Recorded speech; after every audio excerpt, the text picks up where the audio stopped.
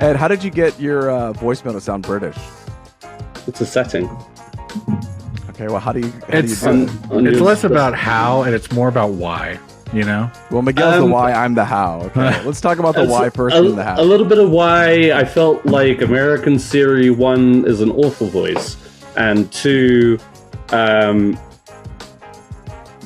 like, it didn't understand me, literally. Shut the fuck up. Yeah. You were like, water? Can I get a water? Yeah. Call Miguel Sanchez. But wait a second. I know you can change Siri's voice because I do it because I like to feel like there's a butler there, you know. So I put on the British accent. But like but for the voicemail, how did you enable? I call it my money penny. How do you get the voicemail to sound British? Oh God! I just assumed it would do that for all things. Just the people at the cell phone servers is like, yeah, you're gonna want this. He was buying the phone. They were like, "Hang on, one more thing. I got it. This is an important setting." You're British, right? Yeah, you're British. Yeah, like British or Australian, whatever. I could be here all night trying to figure that out.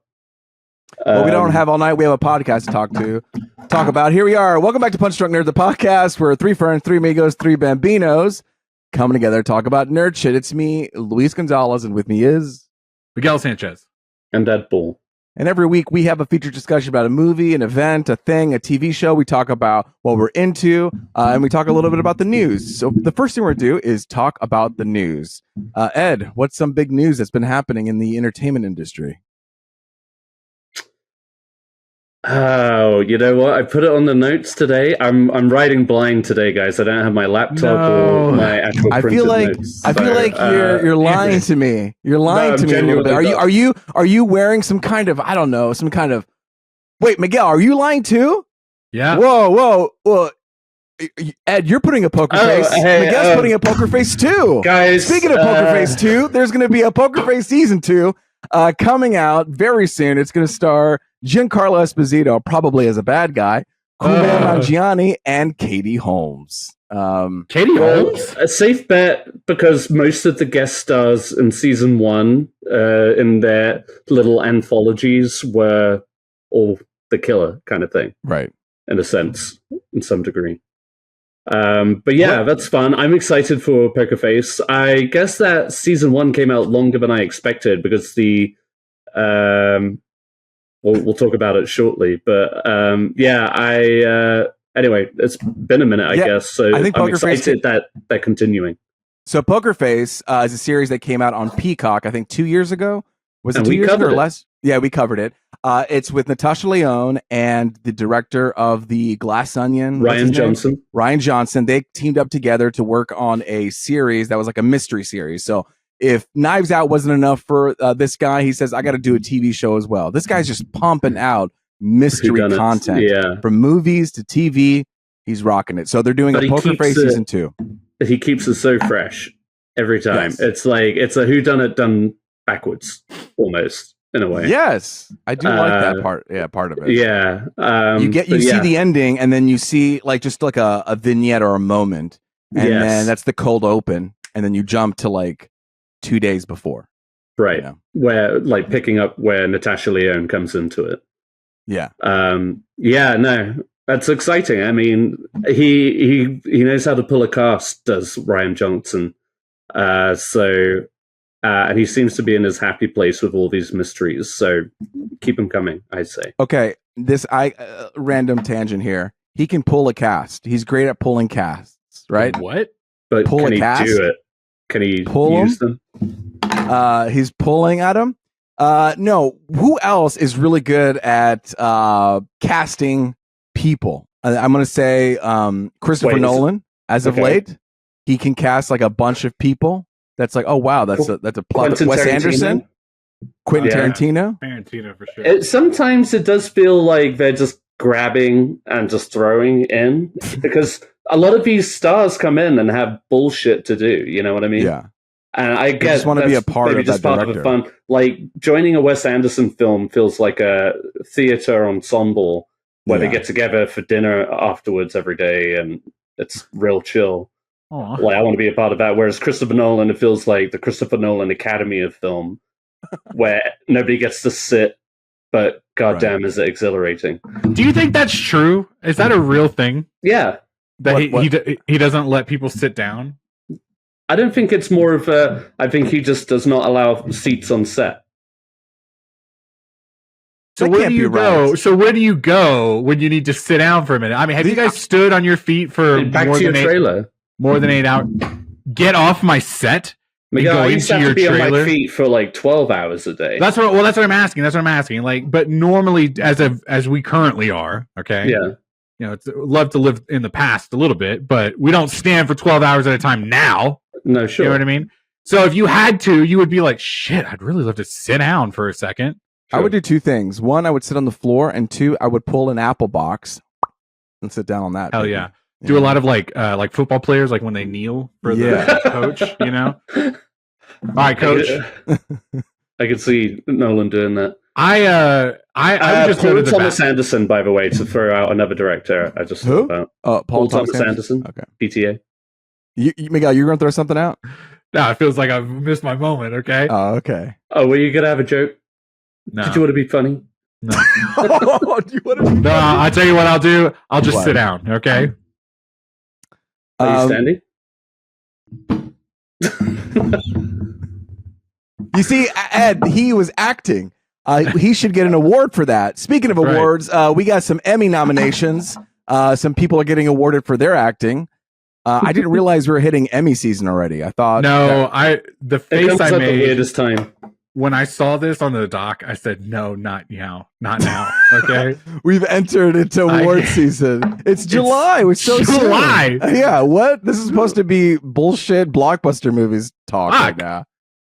I never can tell when the Emmys are coming out. I feel like they come out at random times. And it's always for episodes and seasons that have like ended. You know what I mean? Yeah. Like, oh, we're talking about that season, you know? Yeah. Like The Bear is out now, but we're talking about last season. Yes. Right. Which I thought was covered in last year's Emmy is the same. That we did talk about that, but I'm just saying in general. It's confusing. No, sure. It is confusing. It absolutely is. Nobody thinks about it coming out. The Emmys are September 15th. Fuck. So not that far away, I guess. Ed, actually, this is the first time I'm looking at it. Is there, I'm sure you've seen this already. Is there anything that stuck out to you as far as people who were nominated? As far as like, I mean, like I'm glad. Naturally, we're seeing some love for like Baby Reindeer, and I need to watch that. I just finished that Netflix show Ripley, which has been nominated for limited or anthology series, as well as some acting nods. So I'm happy about that. We're seeing True Detective Night Country, which was nice. I wasn't sure if that was going to be. I don't know. People don't talk about that season as much. You know what I mean? Yeah, I feel like it was a good season, but that's kind of on trend for most True Detective seasons. You know what I mean? Yeah, and also I guess just again the timing of the Emmys. You never really people buzz about a show and then move on to the next thing. Obviously, Shogun, which I still haven't watched but really want to watch, got some nominations. I'm looking at this drama series, and it's like I'm not kind of impressed with this. We got The Crown, which again I felt like ended so long ago. Fallout, which feels like more of a comedy than The Bear is a comedy. Well, The Bear took its spot in the comedy. Well, that show's hilarious. The Gilded Age, The Morning Show on Apple TV, Mr. and Mrs. Smith, that Prime Video show. Is still on? Which one? The Morning Show? The Morning Show? I think it had a hiatus and then it came back. Oh my God. I know. And then Mr. and Mrs. Smith, I heard was like, okay. Shogun I enjoyed is probably the winner, like the lead, the one that's slated to win. Slow Horses on Apple TV, which I hear is good. That's the one with what's his name? Gary Oldman. Yeah, it's supposed to be pretty good. 3 Body Problem, which I heard people didn't like, so I don't know why it's even on here. I did like Mr. and Mrs. Smith. I'm glad it kind of got a shout out. I thought especially for a drama. I mean it's quirky, but it's no less funny than. Did they already do The Last of Us? Was that not last year, or was that was already last year? That was last year for sure. Wait a second. Or whatever. I don't have time to think about it. No, because Pedro he won something. Yeah. He won It's probably a over Golden Globe. or a SAG.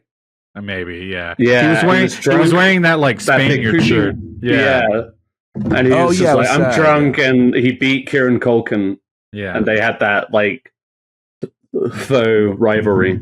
I just saw today that The Bear has beat out 30 Rock for most nominations in a comedy category for Emmys. What? Which is so annoying. In that why would you even say that? Content. So so aggravating. I'm probably going to talk about The Bear a little bit later this episode. They are talking about Fargo, which the 5th season with John Hamm and Juno Temple. So I'm glad Jonathan Hamm. Also, a lot of Curb Your Enthusiasm coming up here. Yeah, I guess people like Only that. Murders in the Building, Abbott Elementary, Hacks, which is like great show. Do you feel like they've added more nominees per category, or has it always been this many? It does feel like that. It's like 10 every category at least. Yeah. I got to catch up on Hacks. I saw the first season. I like it, but I don't. People love it. People love it. It's definitely funnier than The Bear. It's a problem. I'm a problem. Let's just list top 10 things that are funnier than The Bear. The Crown is funnier than The Bear. There's that. I love that TikTok of that guy laughing at The Bear. Yeah. And it's like the most dramatic scene of the season or whatever. Yeah, it's that 3-minute, 4-minute, one-shot monologue of him just like talking about his trauma. And the guy's laughing at the TV. My favorite Bear meme right now is when you know that shot of like Carmi and he's like shouting, he's like, ah, you know what I mean? Yeah. And the caption says something like, oh fuck, people ordered food at my restaurant, now I have to make it. Yeah. Taking it out of context. Another thing that they take out of context is I hear this tweet going around of people being like, man, I'd be pissed off too if they got rid of my favorite what's it called, sandwich shop. Yeah. And they have it still. It's still like a thing at the Bear. Like it's not gone. Is it deconstructed? No, it's like a fucking sandwich, and you got some fucking rascals going in there and be like, "Yo, we got the sandwich. Who wants the sandwich?" You know. Ed, what's the last episode of The Bear you watched, or point the ballpark it for me? It's the last season. You finished season 1. How many episodes were in season 1? I don't know. Did you watch all of season 1? You watched all of season 1. Yeah. Okay. Did you watch any of season 2? No. All right. What? Steven was against The Bear, and then Steven made the effort. Okay. Yeah, he did. You know, Luis is always threatening to kick me off the podcast, but it's like, hey, I've seen. You know what? You're right. I make up for it in movies and. No, don't point out how you make up for it, okay? And then it will actually highlight why. Husband duties, you know, I do all those things. There's a bunch of people getting nominated for stuff. Go to google.com, look up Emmy nominations. What's up? Quick question then, just for fun, for shits. First year, no Succession. Who's winning best drama? Shogun. I would say Shogun. I don't even know the rest of the category, but Shogun was like the surprise hit. They were only going to do one season, and immediately were like, "Fuck it, we're doing another." We got to find a way to do another one. They're like, "It can't be done. Figure it out. We'll figure it out." Money. And it's mostly Japanese, right? It's not. I guess it's dubbed in English. They have a dubbing option. There's a little bit of English in there. Okay. I guess. Yeah, that seems like the standout of this list. I know everybody's talking about Fallout right now, but I gotta watch both those shows. It has the prestige. I gotta watch Fallout. All right, outstanding comedy. You think The Bear's going to do it again? You know what? Unfortunately, I feel like they are, but that's some bullshit because it's not a comedy. List? We have Abbott Elementary, Curb Your Enthusiasm. It might go to Curb Your Enthusiasm because it's their last season. Yeah. They keep saying that, though, right? I think this one's really, really the last season, even though they said that 3 times already. From what I understand, this is like actually the last season. I don't know. Hacks, Only Murders in the Building, Palm Royale, Reservation Dogs. That's a new show, right? Yeah. Sorry. With, what's her name? Kristen Wiig. Reservation Dogs, and What We Do in the Shadows. So I would say... I'm going to put my money on Palm Royale. Absolutely not. All right. I love Abbott Elementary. I wish they would win every year. That Abbott Elementary could be the Modern Family where they just win every year, you know. I would be way okay with that. Like, let them have 10 seasons. You know, how about we let a comedy win for once? Yeah. I get so heated about this. If I could talk to somebody, I would. If Like you listeners know somebody who I could talk to about this, I'll make this my life mission. But like an award season Emmy therapist. You know what I mean? Like, oh, I see what you're saying. So what's wrong? Well, the fucking bear got nominated for comedy again. I love the show, but it's not a comedy. Still just don't laugh. It's just not funny. And I really want you to watch season 2. We should stop. I'm sorry, I'm going on tangents. You should really watch season 2 of The Bear, just because I'm really curious about the Christmas episode. That's the episode that turned Steven. Steven wasn't into the Bear until he got to the Christmas episode. So, maybe I was wrong. I feel like season 2, I feel like we've said this before, or at least I have. I feel like season 2 like ramps down the stress, yes, like it tones it down. It does. But it uses it more purposefully. You know what I mean? It's like not every line is we're screaming at each other. It's kind of like life. You come out a little bit chaotic, and then you find yourself and you grow. And by the third season, you're a little bit more elevated and eloquent. Oh wow! It's like they're into something. The Christmas episode, and then the cousin Richie episode. You know what I mean? Yeah. Those are the two. Third season is great too. I feel like they're doing a lot of like. Ooh, I can't wait to watch. Fun and interesting things. I'm going to talk about that later. So, but speaking of talking, now it's time to go into our newly branded segment. We now call it Trailer Talk. Welcome, Ed. We're at Trailer Talk now. Okay. No Guys, longer. What? I'm ready to talk. You ready to talk? What are you ready to talk about? The one that I'm here to talk about. You're ready to talk about trailers because this is Trailer Talk. That's exactly right. All right.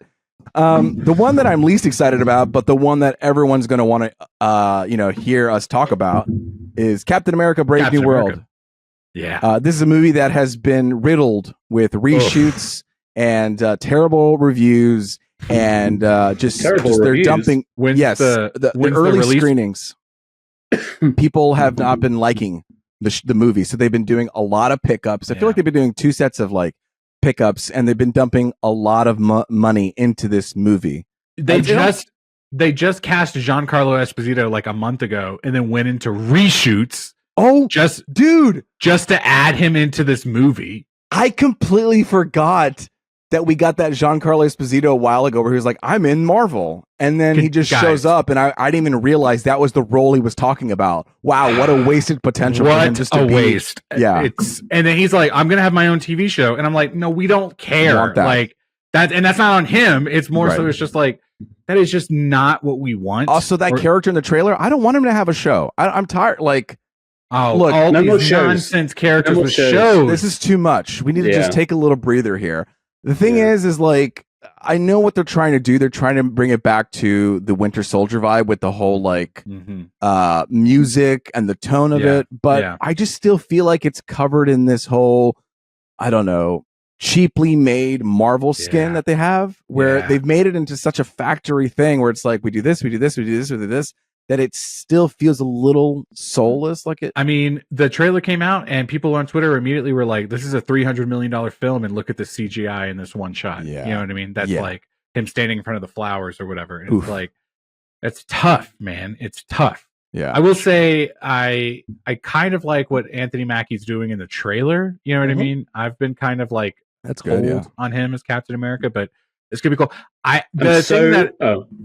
Ed, I'm sorry. We've been talking. No, go ahead. The thing that I don't really care for, and I know this is like the comic accurate version of this character, I just don't love that he's Captain America and he's also got wings. You know what I mean? Oh, okay. Yeah. I know that's how they differentiate, or that's how they like, you know what I mean? This is your superpower is the wings or whatever. Right. I mean, he doesn't have the super soldier serum, so if it was just him running around, he'd be beat up pretty quickly. You know what totally get it. I totally get it. Yeah. But I just like don't like it. You know what I mean? It's got not for me.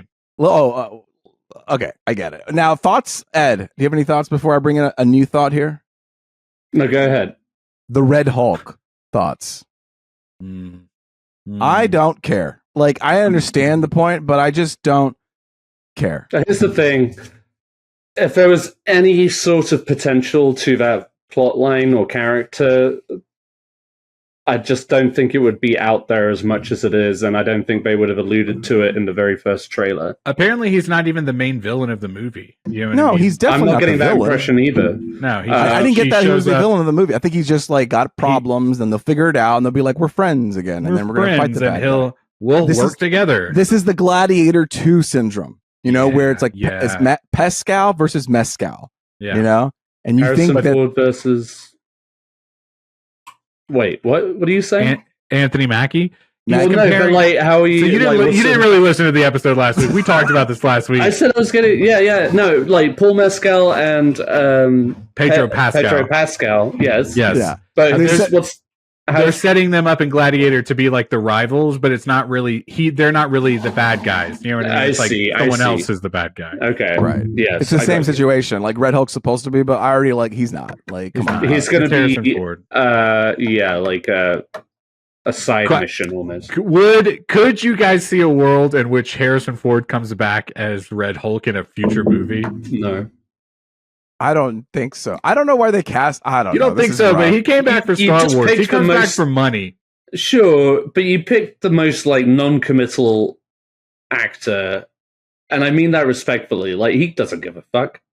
Yeah, like he But joined this because somebody else died. Kevin's gonna be like, Harrison, check your bank account, and he'll be like, "Oh, what's my password?" What I did like. Oh, go ahead, Ed.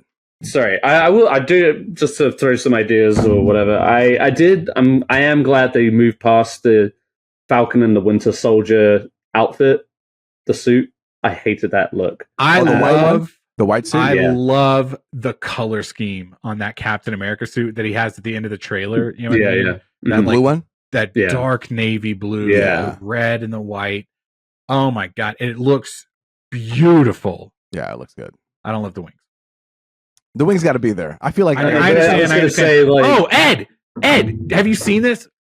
Ed, pay attention. Yeah. Oh, sorry, really it was Longlegs. Oh. No spoilers for Miguel. Ed, did you know that they're gonna finally reference after I think the number is 17 movies and TV shows? They're gonna reference the Eternals. They're gonna reference the big giant guy that's coming out of Earth. Oh, nice. Apparently, that shot at the end of the trailer where he boosts, Mach 5 boosts or whatever. Yeah. He's flying in front of the big giant thing. Oh, that's cool. I bet he's gonna be like, I wonder how long that's been there. And then they just keep moving on. That's good. I'm glad. I mean, that was ripe for a nice little. The streets are saying they should have turned it into the Eternals HQ. You know, in the comics, they turn those into an Avengers Tower headquarters. You know, I'm saying they will. They totally will. Yeah. So they use the energy of one of those Celestials as a way to build the headquarters. So, I want to watch that movie again. Oh yeah, a couple of things on the internet. Can we just a quick tangent, Marvel related? Okay. Yeah. Number one, the big giant. Ed, what's the name of that giant? Does he have a name? He comes out of the earth. It's like tiramisu or something. Tiramisu. That's what I thought. Tiramisu. Yeah. That's what tiramisu. I would have said. Yeah. No, I think it was just an unborn celestial. I don't know if the one that actually came out had a name. Tiramisu has a better ring to it, I think. Yeah. An unborn celestial. Is that what you said? Yeah. Celestial. It was coming. The streets are saying that's where they're going to get vibranium. Is that right? No, adamantium. Adamantium. That's the streets are saying that's where that's going to come from. You know what I mean? Okay. So we're going to maybe see some X-Men. Also, did you guys see this news today that apparently the Russo brothers are coming back into the fold for these Avengers movies? I've heard it being wanted and rumored for years. So the fact that it's they ran with it back, today. Yeah, they ran with it. Okay. You know, I'll tell you what, post Avengers Russos, not good. I mean, and you're talking about Marvel content, or you're talking about what they've directed? Yes. Oh yeah. And it's crazy because I thought those two Avengers movies they're my top, Marvel movies. Some of the best. And then the fact that they couldn't translate it into like other movies, just crazy. Four to me. I was like, movies. they're doing such a good I job. remember them saying though that they were like, if Marvel ever does Secret Wars, like we will be interested. And it's Yeah. like obviously they're setting up for that in the next era of Marvel. And it's like if they were successful with bringing home Landing, right? Like Yeah. the story. Then But it's such a disheveled story at this point. I wonder what hope there is of reining it in. Like, honestly, though, the next few movies really have to kind of like They know that for show something. They know show that for this something movie, that's gonna Captain work. America. That's why they threw like hundreds of millions of dollars into this movie, because they know that if they don't do well for this one, it's kind of like, guys, Yeah, but they dropped it the in more- it's coming in February. You know what I Yeah. mean? That's not Yikes. good. That's not good. well, there's been some February hits, like Name Yeah. one. Lego Movie, Gladiator. Deadpool. The original Gladiator came out in Feb? It came out March, maybe. It was like the beginning of the Well, year. that's not February.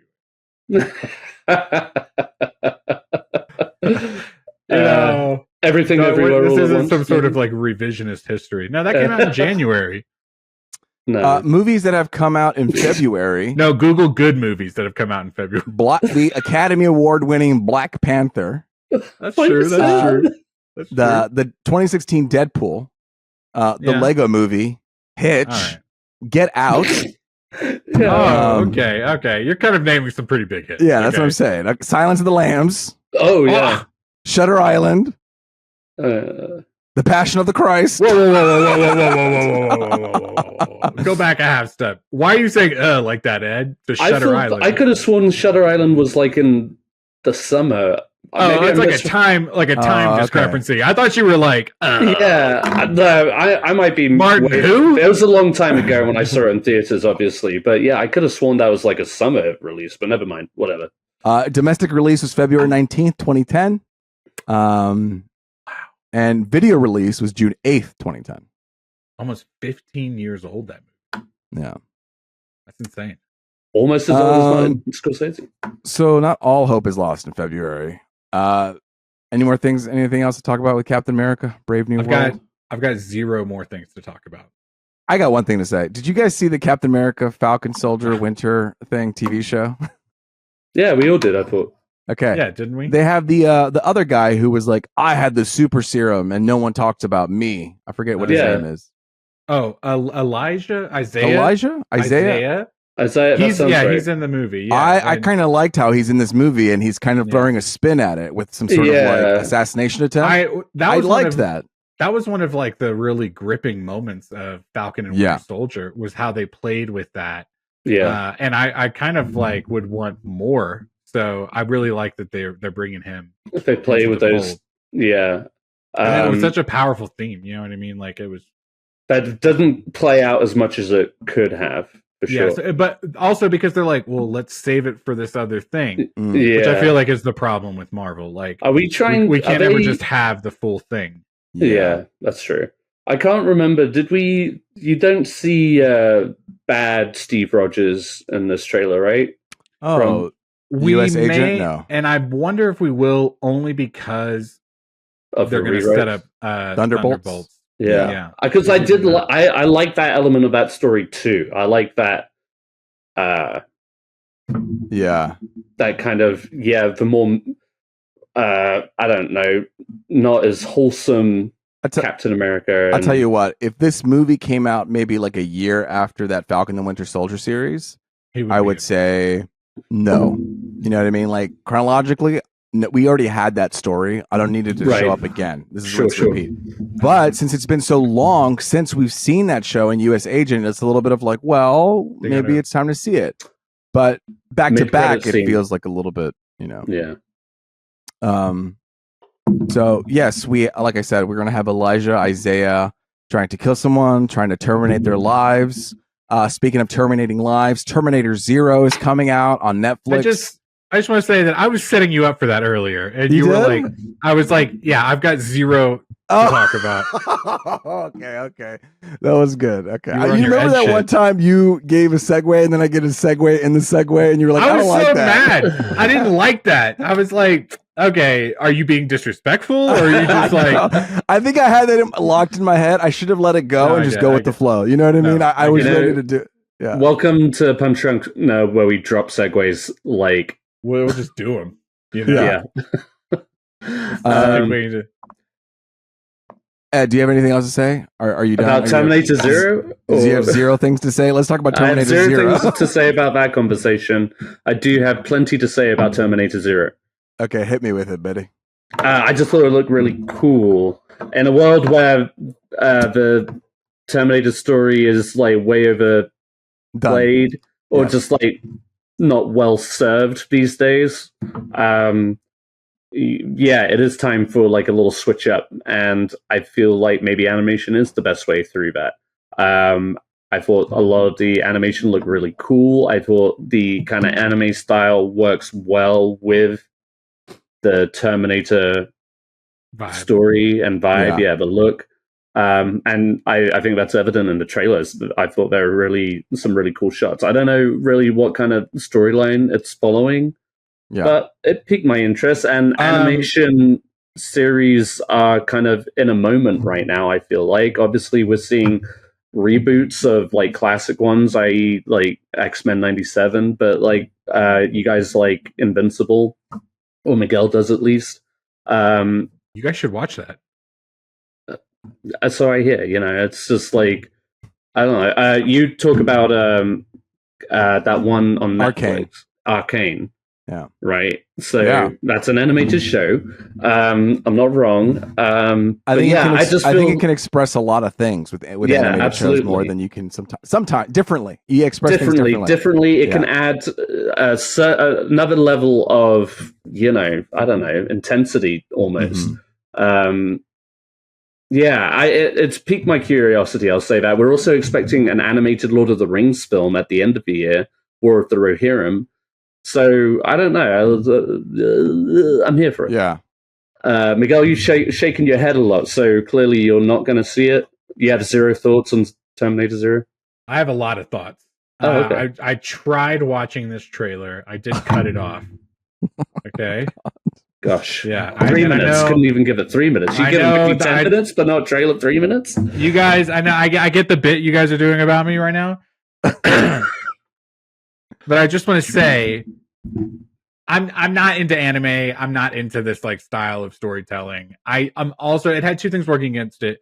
I don't care for anime, and I'm also super burnt out on Terminator. Like, there's just really no world in which currently that I think that I could be interested in any Terminator franchise from now on.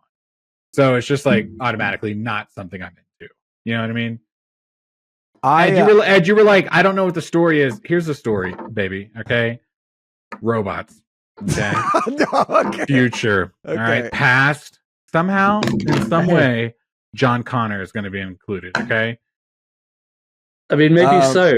There it is. Like, sometimes, keeping the story simple, but giving it that dramatic.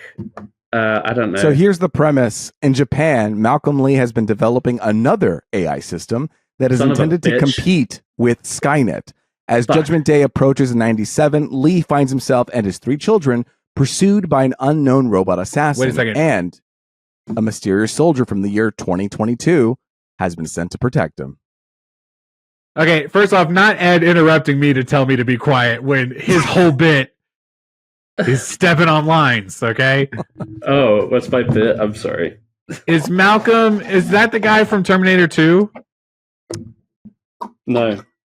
What's that guy's name? The guy that's like, he's the family, and then they're he gets shot at, right? Like in his house. At the very end, he's like, and he drops the bomb. I don't know how much longer I can hold this. Ed knew what I was doing. That's what I'm talking about. No, that's a good scene. That's not him.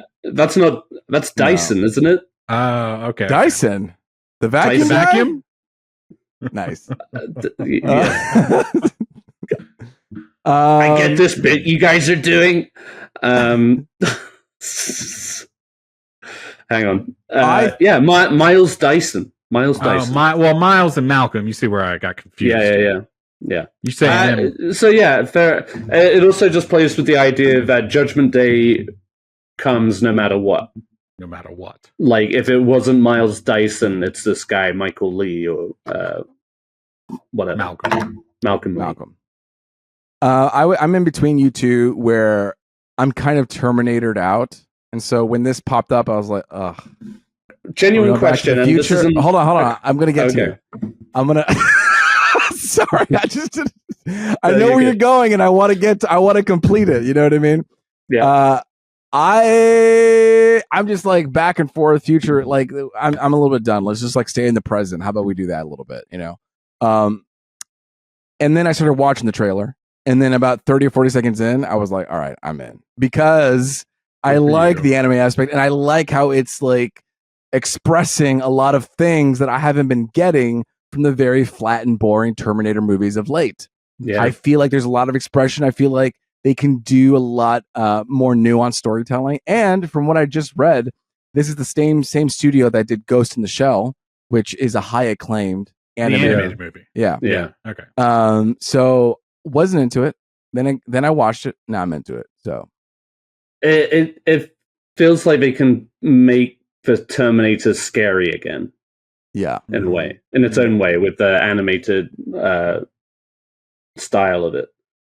There's some very like gruesome moments throughout the trailer, and I feel like that's the gnarliness that Terminator's kind of been lacking. Did you guys remember this? I want to say this was maybe 5-10 years ago. They put out some like brief animated short where the Dark Knight Returns Batman, you know, where he like fights Superman in the comics and he gets the suit, you know what I mean? The metal suit. It was like that version of Batman was also in the Terminator universe.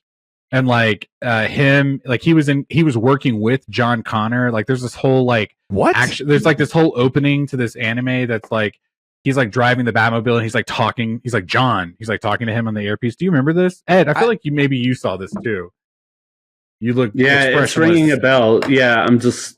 It's been a minute, but it was like a Batman Terminator crossover, which is sometimes like we put Batman in situations like there's also that like Batman Alien versus Predator movie. You know what I mean? Yeah. Like, you know, sometimes they do People that. I would be down for something like that. Like, let me see. Like, I'm burnt out on Terminator. Let me see him cross over with someone. You know what I mean? Yeah. I'm trying to look this up right now. I wish I could remember what it's called. It was several years ago. What I was going to ask, just and without judgment, but like, and I'm not talking about like going back and rewatching like Judgment Day or the first Terminator, but genuinely, what was the last Terminator movie you guys like went out of your way to see? Mine was Salvation. Really? Like you saw Genesis? To go to the theaters and see? Yeah, it was definitely Salvation. Yeah, no, I've seen them all. I've seen the one where Daenerys was like there hanging out. I went to the theaters for that one, disappointed. And then I saw the one where Linda Hamilton came back and she was like, "This is going to be the best thing," and it wasn't. So you know. So Luis, you have like you watched all of them, and yes, he's committed. You know, yeah, got you. Yeah, each time they teased me with something that like this one's different.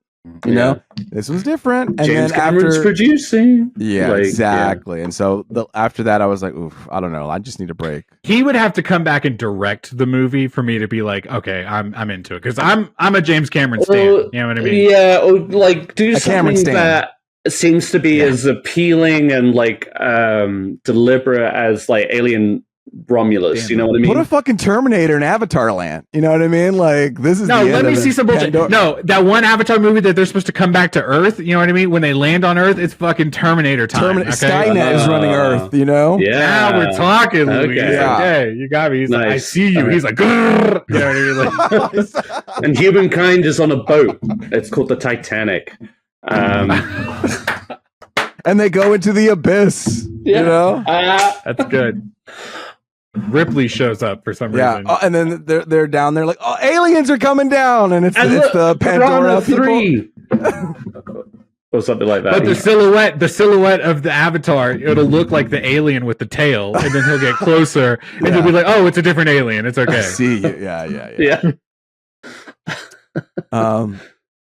Good bit, everybody. That was good. That bit had a lot of substance. Speaking of substance, there's There's a trailer called The Substance. I didn't even know what this was. Ed, Did you guys watch it? I watched it. I watched it. Yeah. Okay. Yeah. It just came out of Cannes. It had like some mixed reviews, but that could just mean it's fun. And this trailer just looks kind of wild. It looks like a Yorgos Lanthimos film almost. But yeah, it's got Demi Moore, Margaret Qualley, who's having a hell of a year right now.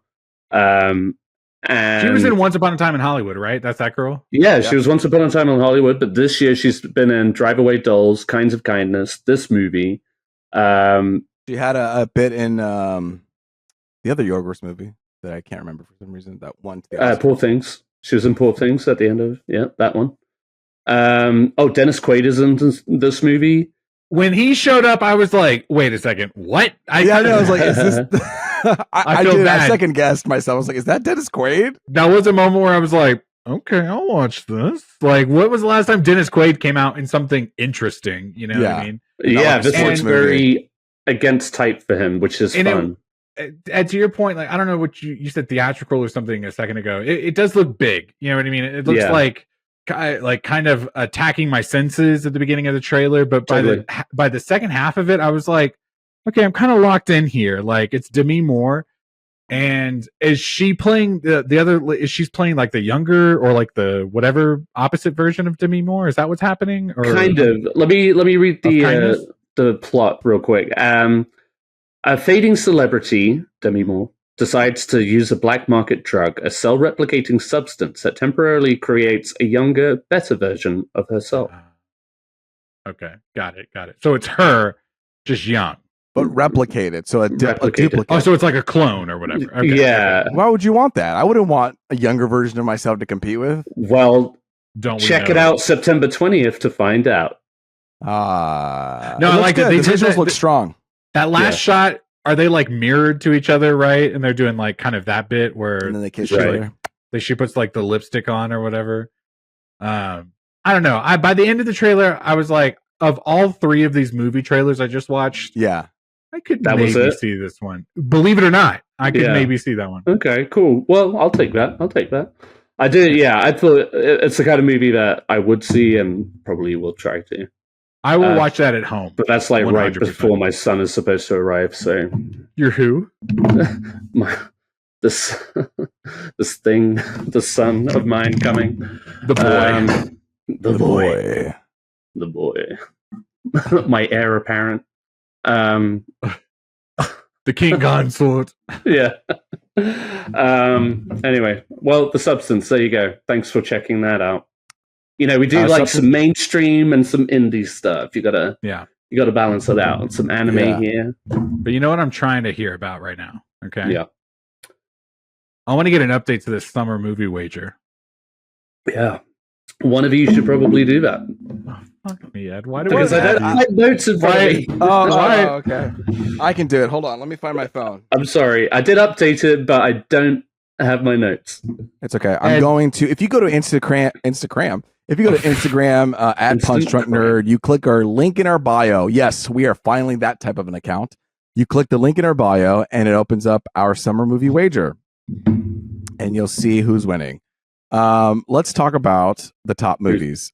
Who's winning? Who's winning? At 25 points, Eddie B. At 26 points, Miggy S. At 41 points, me. Luis. Yeah. This is your year. This is looking pretty good, but we'll see. We got Twisters and we got Deadpool coming out. I think those are the last two real big hitters. Yeah. I put Twisters pretty high, but I feel like they only have one weekend before Deadpool comes out, and then they're going to suck up all those IMAX screenings, which is unfortunate for Twisters. Yeah. Yes. It's the Mission Impossible problem, where Mission Impossible only had one weekend to compete with Oppenheimer.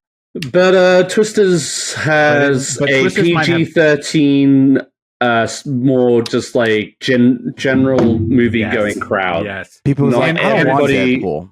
You know. Yeah. Well, because Deadpool is a crowd, you know what I mean? And it's going to make a lot of money, but like Twisters is for the masses, especially with Glenn Powell coming out hot lately, being like, I want to make movies for everyone. And so far, pretty decent reviews too. So I'm going to see it this weekend. Yeah, we know. I'm going to see it on IMAX. Actually, somebody watched it. They watched it in IMAX, and then what they told me was like, I wish I saw it in Dolby. Okay, I'll do Dolby. That was my. What was that reason? Because he said that it didn't take advantage of like the tall screening of it. Like it wasn't like, because like we compared it to Dune, where you feel the massiveness. Like they didn't take advantage of this, like the scope of that, like a wide shot of a big twister. You know what I mean? So he was saying how in Dolby you can get the audio experience because the wind is blowing left and right and above and below. And so you'll feel like you're in the twister. If you're at a Dolby. Yeah, that's a good point. Okay, well, good to know. Okay, but would he have done? Honestly, would he have gone for the 4DX experience though? You know what I mean? I would. But those 4DX screens, the one that I went to, the screen was hella small. So I know you're doing a bit, and I made it serious, so I'm sorry about that. Summer movie wager. We're going top 10. Fuck it. Let's do top 13. And remember, when I say a number, just think of the word million afterwards, because I'm not going to say it every time. The Bike Riders, 20. Horizon, 27. Longlegs, 28. Ooh. The Strangers, 35. Now, Strangers is 10. So now we're in the top 10. Number 9, Furiosa, 67. Garfield Movie, 91. The Fall Guy, 92. If 111. Now top 5. At 5, A Quiet Place Day 1, 119. Kingdom of the Planet of the Apes, 170. Bad Boys Ride or Die, 185. A movie I didn't even put on my list. No. Despicable Me 4, 224. And then Inside Out 2 with $578 million. Wow. It's going up. Bravo. Out. Yeah, I mean, yeah. It's funny. Just the right movies feel like they're making the right money. Obviously, Furiosa kind of bummed out. That one hurts the most. Yeah, it does. Every week. It's kind of fucked. Yeah, it is fucked. And Fall Guy. Yeah. Yeah, but well, you had Ryan Gosling, you had Emily Blunt, you had action. Yeah. Like, what do you people want? Hey, you know guys, what I mean? I had it at number 3. And I know. Quiet Place also is making money, but I mean, a week from now it's going to be on Amazon Prime or whatever. Sure. Yeah, you know what I mean? It's just like these decisions are really. Yeah, I haven't seen A Quiet Place, but it seems to be going steady. And like once Deadpool kicks in, I think Bad Boys is going to place real nice on my list. Real fucking nice. So, yeah, but obviously I'm losing, so it might not save me. Who knows? That's all I have to say about that. The sands can change. Anything else? Summer movie wager update. Twisters is coming out. I know last week we said Twisters were coming out. Anyway, it didn't. I think we misinterpreted that. That's our bad, guys. Oopsie. Yeah, it's fine. You didn't see it anyway. So this week, Twisters is coming out, and it's going to be a whirlwind. Feature discussion. We're going in our feature discussion. Ed, what happened this weekend? Tell us. Oh, man. The saddest of sadness. Here we go. This time last week, England, my team, we've been talking about the Euro Cup lately. They progressed to the finals after defeating the Netherlands in a wonderful game. And the final took place on Sunday with they were playing against Spain, and Spain won. It was a good game. It was just the full 90 minutes, no extra time or penalties. Barely, though. Yeah, barely. And yeah, came down to 2-1. Once again, second time we got to the finals at the Euros, and once again, we just didn't make it. I And hate it because. subsequently, Go ahead. Go ahead. No, It's go your ahead. team. Please talk. It's your team. No, and subsequently, and the last couple of days, Gareth Southgate has officially stepped down as England's manager, which saddens my heart. It felt like it was coming just because of everybody complaining about Gareth Southgate, but he shared some parting words on social media, very heartfelt, sincere, as true of the kind of person he is. And it'll be sad, and just whoever picks up the banner from here, hopefully they take what he started and make it, grow it into something beautiful instead of breaking it down and going back to where we were 10 years ago. Ed, can I ask you? Yeah. You seem to hold Gareth Southgate in high regard. Okay, I do. Love that. What happens to someone of his stature? Like, he is obviously, he's been around for a while, and maybe people feel like upset because of some losses or whatever. But like, what is like the next move for someone in his position? You know what I mean? What does he do next? Is he just done, or? As far as football goes, no, I think, like so many sports, athletes become managers, coaches, and then subsequently maybe like TV commentators or something, like strategists. So he's not going to go like hawk a Chevy at No, we're not going to like put him on a horse backwards and put a bag over his head and throw him off a cliff. Yeah, send him off the Dover cliffs as a final farewell. I imagine he'll stay within the football community. I don't know in what capacity. He may even stay on in England with England in some capacity, just not as manager. Because there are smaller teams that may not be doing so well, that if they even had someone like Gareth Southgate to coach them, it would raise them up. They're like, listen, we're losing a lot. Yeah. Ed, you sent this Instagram post. I can talk about it if you want, since I know you don't have your notes. No, but I could pull up my Instagram. Go ahead and tell me. That you sent it to us. I just wanted to support you. I'm an ally for you, Ed. Thank you. Yeah. He's had 102 games. He's won 61. He's had 24 draws, 17 defeats. He's had goals for 213 and goals against 72. Goals for, what does that mean? Does that mean he shot 213 goals at the other team? Right. And then goals against is how many got let in during that sounds time. Pretty good. Wow. 213 goals against and 200 and in 102 games, having only lost 17, I think I like those odds. Good number. You know what I mean? Good number. Yeah. Yeah. And then, as you scroll over, we made it to the semifinals in the World Cup 2018, the Euro final in 2020, where we lost to Italy, and then World Cup 2022 quarterfinals. And then, of course, this final, which, that's a pretty fucking incredible record. That's pretty good. Especially for England. And again, in my lifetime, it's almost like unheard of. So, I just had an immense amount of pride and sorrow on Sunday. But overall, I thought England did play well despite the rest of the tournament and how they've been performing thus far. It was a good game. The first half, they mostly played in defense and came attacking in the second half. Unfortunately, it just wasn't enough. But the scorer, Cole Palmer, and the guy who saved us in the last game, Westcott, I think it is, or Wilcott, one of those.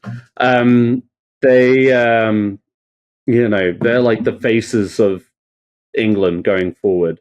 Harry Kane probably won't be. He might be in the World Cup. He's the son of the Undertaker, right? He's the brother of the Undertaker. Yeah. And hence the height. But that's why there's fire everywhere. Okay. But I don't know. And Harry Kane has scored 61 goals for England. That's a lot. Yeah. I mean, Yeah, Gareth Southgate is leaving quite the legacy, and so really the task is for the next person to live up to that, because he created a brilliant team with that. Unlike so many teams who just like have no decency on the pitch, it's just like straight up like for some games it's an absolute farce, like playing some teams out there. And but no, I think the English team right now has a lot of integrity, and I just hope they carry on and that the fans keep supporting them and stop being cynical as they were getting towards Gareth Southgate towards the end of this tournament. But we forget very quickly the accomplishments, as we were just talking about. So, yeah. And I can't tell you, it was like near the end of the game, few minutes left, and the impossible happened. They headbutted it in, then the goalie blocked it, then they headbutted it again, and then someone else blocked it, and then he kicked it, and then went over the goal. Yeah, it was just like pop, pop, pop, pop, pop, pop, pop. And I was just like, the fact that any of these got touched by a person is insane. The fact that it happened multiple times to prevent a goal, like if it just went a little bit their way, they would have tied up. And the game would have kept going. There was another shot on goal. I can't remember who shot it, but it was the defender kicked it right at the line. Yeah, it was coming in, and it got past the goalie, and the defender came in and kicked it. It was right on the line, and had it gone over in the slightest, it would have been a goal. Yeah, but it's and your goalie is great. Let me tell you, I was giving props to that goalie. He was doing a good job. He did. Like the defensive side of England, they really showed up, and unfortunately, 2 great goals got through.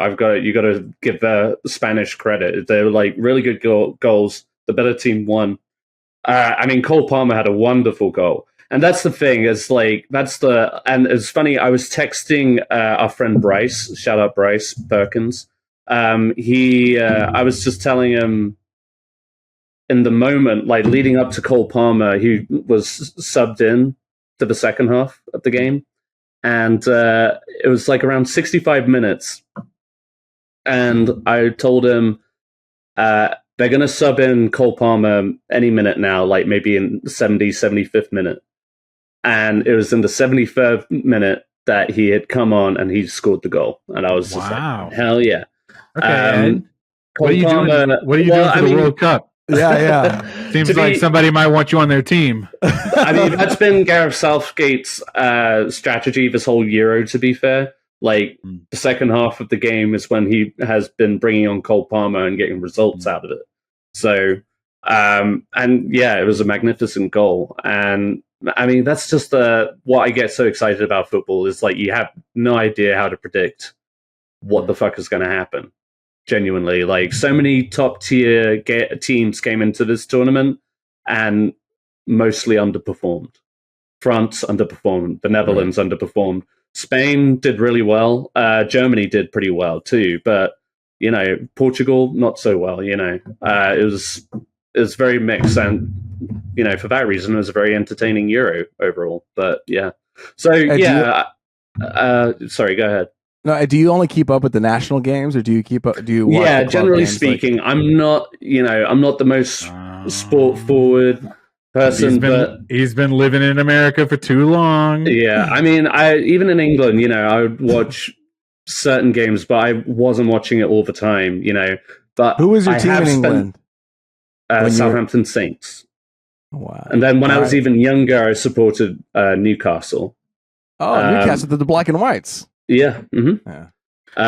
It's like I was young. Okay. My whole the reason why I supported them was because a player named Alan Shearer played. He played for them, and he was the captain of the England team. That's good. So I have supported the English team my whole life, and will continue to do so. Right. And this time I was telling you guys, I was like getting emotional in the week leading up to that final game. Just like anytime I started thinking about it, the first night that they advanced to the finals, I was like literally up all night just thinking of every moment of just winning. just like the possibility of winning. And what I would do in the airport, like I would just be like hugging people, crying, more than likely. It was a very emotional game. So yeah. Sorry it didn't end well, but I'm super proud of that team, and any Englishman should be. There you go. Can I? And I'm glad you guys watched too. That kind of just brought. Oh baby! I subscribed to a service for the month just to watch the game. The morning of, I unsubscribed from live TV. I'd already paid for the month, so I've still got it for the month. No, you got that's you got to do. Yeah, but you got to get your mind straight. I don't want to pay for it accidentally next. You have to unsubscribe right away. Yeah. My experience on that, just real quick, is I have the Disney bundle with like Disney, Hulu, ESPN. Mm-hmm. When I wanted to add Hulu Live to my Hulu subscription, Hulu was like, "Well, you get billed through Disney, so you got to take it up with them." And Disney was like, "We don't know what you're talking about."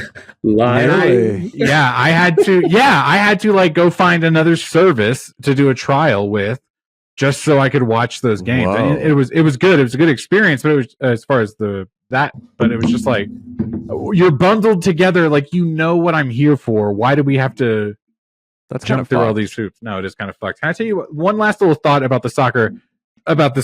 Yeah, I've ranted a lot about it. I'm sorry, guys. Go ahead. This is the feature discussion, and it's okay. We're chatting. We're vibing.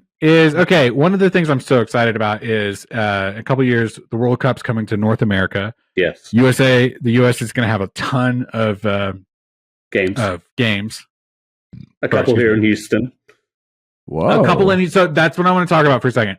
A couple of things have happened recently that have all of a sudden given me like a little bit of pause on the World Cup, especially in the US. You're talking about the Copa? So y'all want to talk about it now? Dude. So I didn't realize that was in Miami, the Copa America finals where where people were breaking in. Yeah. Luis, I'll let you lead up into it. So, I mean, from my understanding, the Copa is like the Latin America version of the Euro Cup, where it's kind of the Latin America people are also doing their championship. Right? I think so. Because Canada because and America the US, and Canada got kicked out. Totally. They weren't there, but yeah. Right. And so they were supposed to start at like 5 p.m. Western time, like Pacific time. And then it kept getting pushed back and pushed back and pushed back. And the reason why is because they were mismanaging the crowd. People got split up. People bought tickets and couldn't get inside the stadium because I think it got overbooked. People were pissed. They spent thousands of dollars and they were like running towards the gate, breaking down the gates, they were trying to get in through air ducts to get into the stadium to see this game. And it kept getting pushed back and pushed back. It was unreal. I've never seen anything like it. I've never seen a disorganization like that in my life. So when I found out that was in Miami, I was like, oh shit. Okay. Like, we're hosting the World Cup. That can't happen again. This cannot happen. FIFA's like, this cannot happen. No. But the 100%. Other thing I wanted to mention also was Houston just went through this hurricane. And I was like, oh my God, what if this shit is happening during the World Cup in Houston specifically? You know what I mean? Or really anywhere in the Gulf or the coast. US, at this point, like, what's going on where? Throw a fucking rock and you hit and I was just like, you guys were just without power. There's still people that are in Houston today, like 2 weeks later, still without power. Yep. And obviously they're going to make a stadium get power quicker than whatever. But it's still like, just imagine exactly like living through that. Yeah. Travel, everything is going to be a fucking shit show. And if these people in Miami paid thousands of dollars to see this game and couldn't get in, like, what happens when you spend thousands of dollars, even more, on a World Cup match? On a World Cup game, yeah, absolutely. So I'm a little concerned for a couple of years. I'm hopeful. The price tag already had me concerned, but yeah, at it's the quantity of people who indeed forked out so much money individually. Yeah. That's tough. That got left out, bro. Imagine spending $20,000 or whatever, and then you're watching it at a bar. You know what I mean? Because you couldn't get into the game. These are soccer fans. They're not letting you in. That's what I'm saying. Like, but you leave and you go watch it somewhere else, and it's like, I could have just stayed home and watched this at this point. And soccer fans are like very like They're ready to attack. Yeah, it was crazy. I've never seen it. So, yeah, I mean, I would love to go to a World Cup game, but maybe if you subscribe to our Patreon account at Punch Drunk Nerd, give us some money. Give us enough money to go to a World Cup game. We have tiers. Send Ed to the World Cup final where England will prevail. Yeah, yeah. We have World Cup tiers. The first one starts at $5,000. So anybody just start a. And again, if you want to sponsor our podcast, we'll do it. We'll do anything you want. I will get 3 lions tattooed over my heart if I get to go to the World Cup final and England is playing. Wow. England has to make it to the World Cup final. They usually do. Really they usually do. A lot. They have been. I mean, fuck it. They have been, yeah. All right. Euro Cup. Yeah, thank you for hearing my rant. I'm glad I was able to talk about it. It's been a roller coaster these last couple of days. The loss of the game, the loss of Gareth Southgate. Where do we go from here? I really hope they have an Englishman coaching. Wait, do sometimes they don't have Englishmen coaching? Yeah, the last 2, Sven-Goran Eriksson, fuck me. And I'm blanking on the other guy now, but he... it didn't work out, obviously. The last English coach was during the 90s, Glenn Hoddle. I'm pretty sure. He was the coach in 98. And I thought you have to be English to do these things. When it comes to national games, the players have to be from that country. But the managers, not so much. And if you think about it, a lot of continental managers do come to England to play or to coach in the Premier League. Right. Well, that's fine. Because so you have a lot of coaches who have been living in England for years, kind of thing. So, who knows? But yeah, thank you for talking and enjoying the game with me and all of that. Did you guys enjoy the game? It was a good game, right? I did. Yeah. I did enjoy the game. I enjoyed the previous game where there was it got down to the wire with the penalty kicks. Yeah. I was hoping for something like that. We broke that curse, the English curse of penalties. Hell yeah. Yeah. By losing. Nice. No, well, we won the penalties and we won that game, and that was the main point. You broke the curse of... I see. Okay. Yeah. We usually had a tough time in penalties. We choked, okay? Yeah. So what's next on the docket there, Luis? Well, we are going to continue this podcast. We're going to talk about House of the Dragon. But before we talk about that, let's do our quick segment. Well, I don't know how quick it's going to be. We can talk about this now. We usually have it. We text each other every single day that we get a little too heated. We can't carry that conversation during that text chain. So we're going to carry that conversation here at the podcast. Just random topics that we want to talk about, talk it out here. Ed, you're the first one in the docket here. Ed, tell us about the fight at the Pink Floyd cover band show. Yeah. Okay, so just quick context. I was just in Montana this last weekend for a bachelor party. My future brother-in-law is getting married to my sister. And very chill time. Both days we were there. We just floated down the Yellowstone River, and then in the evenings we went to go see a concert. And the first night we went to a concert featuring Pinky and the Floyd, which is a Pink Floyd cover band that apparently is very popular up there. And so what they do for their gigs is they'll play maybe a couple of general Floydian hits, and then they play one whole album that they feature that night. Oh, okay. Oh, cool. Yeah.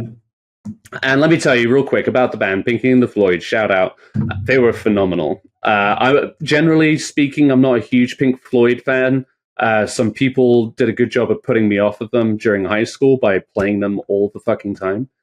Wow.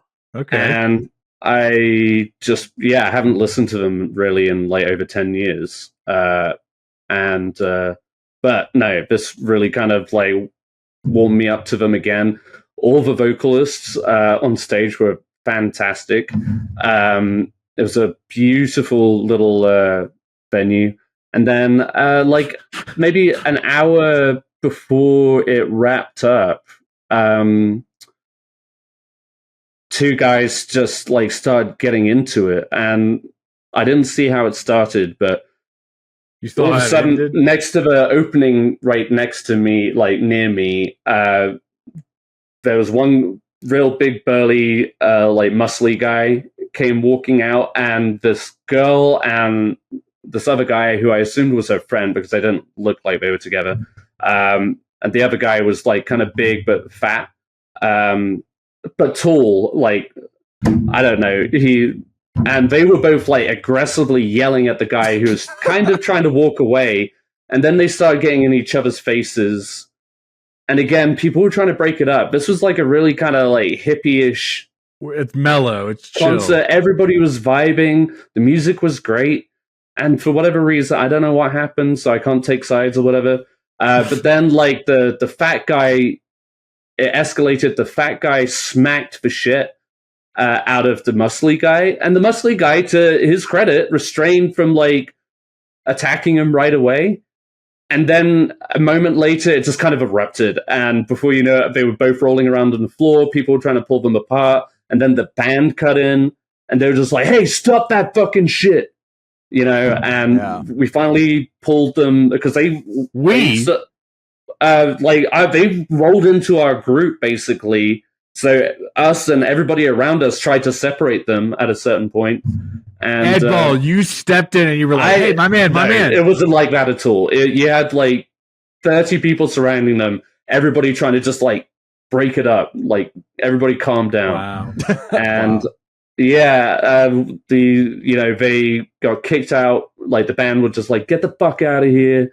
And, you know, you guys really don't know Pink Floyd if there's, you know, what happens kind of thing. You're saying the big guy smacked the other guy, open palm, just smacked him? Yeah. Whap. Yeah. And then, like, then it got into a tussle. And then the guy, so the big muscly guy was wearing glasses. So I guess at one point they fell off, and the fat guy just started wailing on him. So it was just wild. I got way intense. God knows what happened. You know, maybe it was justified, maybe not. But just like not the vibe at the concert at all whatsoever. And I'm not gonna lie. Credit to the band though. Like, the lead singer was hot. He like left the stage, and the two lady backup singers, they just started kind of like harmonizing to a tune. The fight? No. After the fight, they just started harmonizing to some like Pink Floyd tunes, and just kind of like got everybody back into it. And then the lead singer came out, and they just kind of like kicked off again. It was great. It was fun. So power to them for like pushing on. And yeah, it was just a wild event. I'm not gonna lie. If we are ever out in a group and someone open palm smacks me, I expect both of you to jump in. Like hound dogs, Miguel. We are ready to go. Be like, excuse me, what the fuck? You know what I mean? Yeah. You knocked my shit off? All right. I smack you. Yeah. Come here. Yeah. No, they would have to kick all of us out. I appreciate that you were so neutral, Ed. You know what I mean? Are you sure you're not a little Swiss? I got you. Know, I was chill. I was in my zone. So when it was happening, I was just like, why? You were like, stop. Yeah. Guys, come on. No, not at the Pink Floyd cover band. Just walk away. But yeah, the guy and the girl were definitely antagonizing the guy. Like I said, I don't know what happened to start it, but they were like on him and would not leave it alone. So it ultimately erupted. Hey, Ed, so there you go. That's my tale. Ed, for me, just next time, like not even for the podcast, just between you and me. Like, if something like that happens, just pull your phone out and start recording. You should do that, and then we can put it on Punch Drunk Nerd. We could post that, you know. Yeah. Here, Punch Drunk Nerd. We show you Punch Drunk. We'll put some fucking lightsabers in their hands, and it'll be like a fucking treat to everybody. Yeah. Yeah, okay. And the caption would be like, big fat guy with a lightsaber. I mean, I was barely recording the concert. You know, I took some pictures of the concert because it was a beautiful venue. But I'm trying to live in the moment. But there's someone on this podcast that was taken out of the moment. Okay, yeah. He was pretty heated as well. Okay, Yeah. Who is Luis? that? Yeah. Luis, is it you? Okay, it was me. What the fuck? We're in our 30s and we were talking about Fortnite on the text chat last night. Absolutely. And I want to set the stage a little bit for our listeners. Please. Okay, so Miguel was sharing, I believe, Miguel, you were sharing... out of earnest, like positive showing, vibes. As he does, he shows us some characters from Fortnite. It's usually just to say, like, hey, Luis, I'm playing Fortnite, come over. And mostly that. And they've just revealed, I guess it was a reveal of some Pirates of the Caribbean characters. As I understood it, in the very truest Fortnite fashion. A little cartoony, a little juvenile looking, and we were having a good laugh for a moment where we were just like, yeah, it looks nothing like Keira Knightley, and in my mind I was like, well, yeah, no shit, because it's Fortnite. Then Luis was like getting a little hot about it, and I was just like, but isn't that how that's just how video games are, kind of thing. And that's how Disney operates, I guess. So many legal reasons I could think of. But then Luis proceeds to send me a picture of Idris Elba from fucking Cyberpunk. A completely different game, different style, different look. Yeah. And I called it out immediately because I'm not that stupid.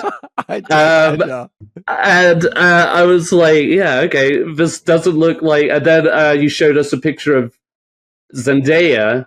Yes. In Fortnite. Via Fortnite. Like Dune and Challenges version, I guess. Dune and Mary Jane version from Spider-Man. But also equally generic looking character. So, Luis, I hand it to you to explain your actions. You're going to have to go to youtube.com/punchdrunknerd or go to our Spotify because I'm about to throw some... I've collected some images here. Let's see. I have Keira Knightley right here. Hello, I'm here to talk about Fortnite. I'm going to share this. First example, The Rock. All right, here's a collaboration where The Rock was in Fortnite. Now, don't tell me that does not look like The Rock. All right. Okay, one question. What? When we say collaboration...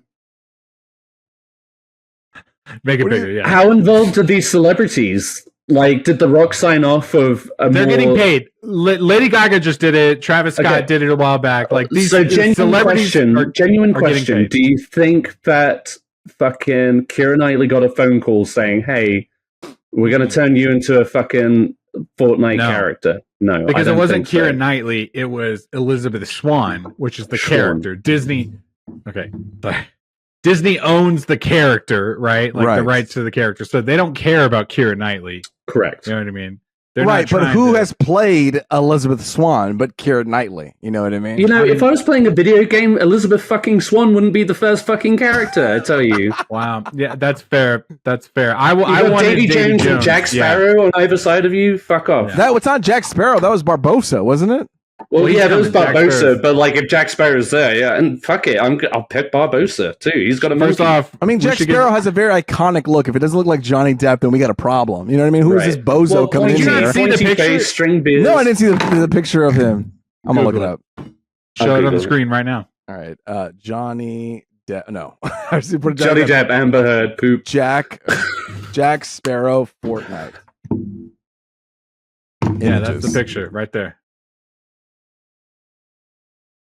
Hello, love.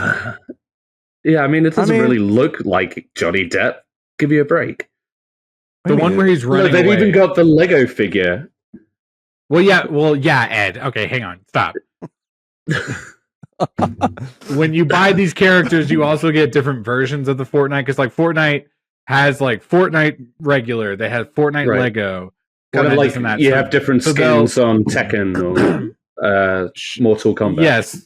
But imagine if Tekken also was not just a fighting game; they were also like a world-building game. You know what I mean? Like, but we're not they're getting gonna into the have different- logistics of Fortnite. We're talking about character. You brought up the Lego character, Ed. I'm just trying to educate you on this, okay? Yeah, I mean, Luis, I don't know what you want, man. All right, well, I'm telling you that this Rock character looks like the Rock. I got He some does, more. yeah, he does. I've got have some the more Rock characters element. that look like they're people. Let's hear it. Luis, right. show us. Let's see. The next person we got here is fucking John Wick. Don't tell me that doesn't look like Keanu Reeves. Is there a way to crop that? Crop it? What do you mean? Like, it's just small on my picture. Hang on. I see. Baby. Baby. There, that's as much There as I you can go. do. That's better. I mean, that does look like Keanu Reeves. I'll grant you. All right, there Show you us go. the next All one. right. Show us the We're next gonna one. move on to the next one. What the hell? Okay, we're gonna go backwards. Items acquired. But again, it's a Anakin Disney. Skywalker. You knew who that was without even zooming in, though, right, Ed? Look at his face. Anakin It Skywalker? looks like. Well, yeah, it the looks generic hair and the fucking outfit. Yeah, of course I do. Look at his nose. That's a Hayden No, Christensen I nose. Why? Look at his eyes. Nose. His eyes have the same distance as a Ed- Hayden Christensen character. Ed's making a point here, though, that it is a generic look of these main characters. You know what I mean? This Like- is a it's like- Hayden Christensen looking man right Hang here. on. But he's a cartoon Hayden Christensen. That's Like, fine. These are all it's cartoon not- versions. The it's Rock not was a like- cartoon version. Like, to Ed's point, you know, Look you at could his tell nose. who that was. The You knew who that was. The bridge of when his they- nose is the same as They Hayden. put I can't even make out the bridge of his fucking nose at they this. put Elizabeth Swan's character right next to Barbosa and Davy Jones, and they put the logo Pirates of the Caribbean in the corner. You knew who it was. I didn't know who it was. I'm a Pirates fan. I didn't know who that Elizabeth Swan character. I thought it was some generic ass person. the one in a female pirate's character outfit. who just happened to be dressed like a pirate. It could have been from. It It could have been Strange Tides. Wasn't it? Could have been that character, huh? Name When that they character. recasted Elizabeth Swan with a new person. Remember that Have you happening? got some other examples? All right, we got some more examples here. Billie Eilish. Okay. Billie Eilish is in Fortnite. What? Well, I mean, I guess she did the Ed. they got she the did- eyes perfectly. I mean, Ed. She did the festival. Okay. You could So also she get her was- skin. She was yes, you could play her in the game, but that her main focus was the music angle of it. Lady Gaga just did it. Metallica just did it. what? Okay. Okay, back I Lady mentioned- Gaga did not look like Lady Gaga though. I had a problem with that one as well. That one. Another Can we blonde see? white woman. Do you Okay. have that one? Yeah. I'll pull it up. I don't have it because I didn't want to. I'll pull I it up, wanted I'll to pull prove it my up. point and not disprove it, so I didn't put it on the list. Who else we got here? We got. Who is that? I didn't even put a celebrity face next to it. Yeah, that's clearly Look at that Tom brow. Holland. Look at No, that that's Tom nose. Look at Holland those. through and Look at through. the. Look at If the. you, I will say this: if you had covered up the Uncharted and it was just Guy and Spider-Man, I would have just said that was Spider-Man. I would never have guessed that was Tom Holland. Look at that He fucking looks- brow. That he- looks like he a Tom looks- Holland brow. It does. He looks more like especially- Tom Holland in Uncharted. And yeah, I was going to say Uncharted. And Luis, I would bet anything that Tom Holland and The Rock probably got a phone call saying, "Hey, can we use your likeness in this game?" Yeah, they got And money. They're not throwing money towards Keira Knightley to have her appear in fucking Fortnite. Well, it doesn't stop me from being upset about this. No, whole you can be situation. upset I'm going to about the next it, sure. person here. I mean, We got Eminem. Ed, this is for you. Look at this. Look at this. You could play as Eminem, Ed. I wish you hadn't said Eminem. I wish you would have just zoomed in on the Amish version of him. You said Amish. I was about to say he looks like that PlayStation 2 Godfather game. In that. It's like, oh yeah, do you get like a light fade or a beard? I'm Slim Shady. Yeah, I'm the Slim Shady. On right. the advantage is on the advantage. Well, that's my. I'm going to stop sharing my screen. That And should then be. here we go. And that's what I have to say about the Fortnite. Wow. Is, I do expect some similarities to happen, and I do get upset when they don't look like their character. And this is Lady Gaga. Yes, Yeah, she doesn't look like her. No, she doesn't look like her in the face, but it's like the costuming is. you know I what mean? guess. I haven't even seen her. They should have had the meat dress in Fortnite. That would have been hilarious. Honestly, that That would would have have been worked. funny. That would have been good. Ed, sometimes you get it, and I get it. It's surprising, you know. I'm an ideas guy, you know. Just That's I'll good. say something smart every now and again. Ed, this isn't on the list, but can I ask about something? Can I pivot to something that we can talk about right now? It depends. No, we'll do it. Ed and Luis, hang on. Okay. We'll do a gotcha in a second. Okay. Oh, okay. Ed, you're gonna boot up the PlayStation 3? Oh yeah. Well, so yeah, yes. You texted us earlier and you said, "Oh, Sarah's out of town. I'm gonna boot up the old PS3." I didn't even realize you had a PS3. Yeah, it was our original. I guess you could say. Or no, maybe it wasn't our original. It might have been the one I bought off of Darian. The origin of the PS3 is almost irrelevant. Okay? It's more so just the fact that you have one. First off, did you plug it in? Yeah. Okay. And the light red up. Okay, so context: we're cleaning out the guest room for the nursery, and we're, reorganizing areas of the house. And in our TV area, we have some cupboards that go along the bottom, and back in there, I stowed my old PS3, which, as best as my memory can serve me, before we even moved into this house, that PlayStation had stopped working. I'm fairly certain. Okay. So I aim to plug it in and just see if I can get it running. Did you? I plugged it in and it lit up, so that was the first step. But by the time I did that, it was like midnight last night, and I was ready for bed, and I had been cleaning. Okay. So, and incidentally, I have a box full of games too. So, wow, yeah. So, and I got two controllers. I've been replaying Last of Us Part 2. I've been starting that up again. Yeah. And they do in the storyline of Last of Us, it happened around September of 2003 or whatever. Mm-hmm. And so in Last of Us Part 2, she'll be like walking through apartments and things like that. And you'll see like some 2003 TV and a PlayStation 3 plugged into it. Nice. And it's like, it's nice little lore. You know what I mean? It's a PlayStation exclusive, right? Yes, but it would have been also the last PlayStation of the world. Us. Right. The last The Last of Us. So I imagine that's what you're going through right now. You're like, let me just plug it in, okay? Like, let me play. Man, if I could play FIFA right now, I would just scratch that itch. FIFA 13, FIFA 14. Yeah, it's 16, I think, maybe 15. Bullshit. Yeah, it's not. It's 15 at the latest. Yeah, 14 probably. Anyway, irrelevant. But yes, so yeah, we'll see. I'll keep you guys updated. Can you connect it to the internet? I haven't even got that far, Miguel. We'll find out. Yeah. Stay tuned. You know what else is on the internet? Porn. Guys, After Dark. This is Punch Drunk After Dark, okay? Okay. Luis, you and I were talking about something earlier. Yes. He's ordering Taco Bell. Give him a minute. I am. No, it's fair. I'm pulling him, Miguel. Okay. Okay, go ahead. What were you telling me? Okay. Okay, Luis. So we were talking earlier. Did you guys know this? I'm going to pull it up on a separate app. Hang on. Ed, I know you didn't because you weren't reading our messages earlier. No, I'm not reading your messages now if you guys are texting each other. Sorry. So apparently, Apple is putting out a subscription service where you can get 2 terabytes of iCloud plus Apple TV plus Apple Music, and then a couple other, like, I guess, games and news, probably. Apple Fitness, Apple News, Apple Arcade.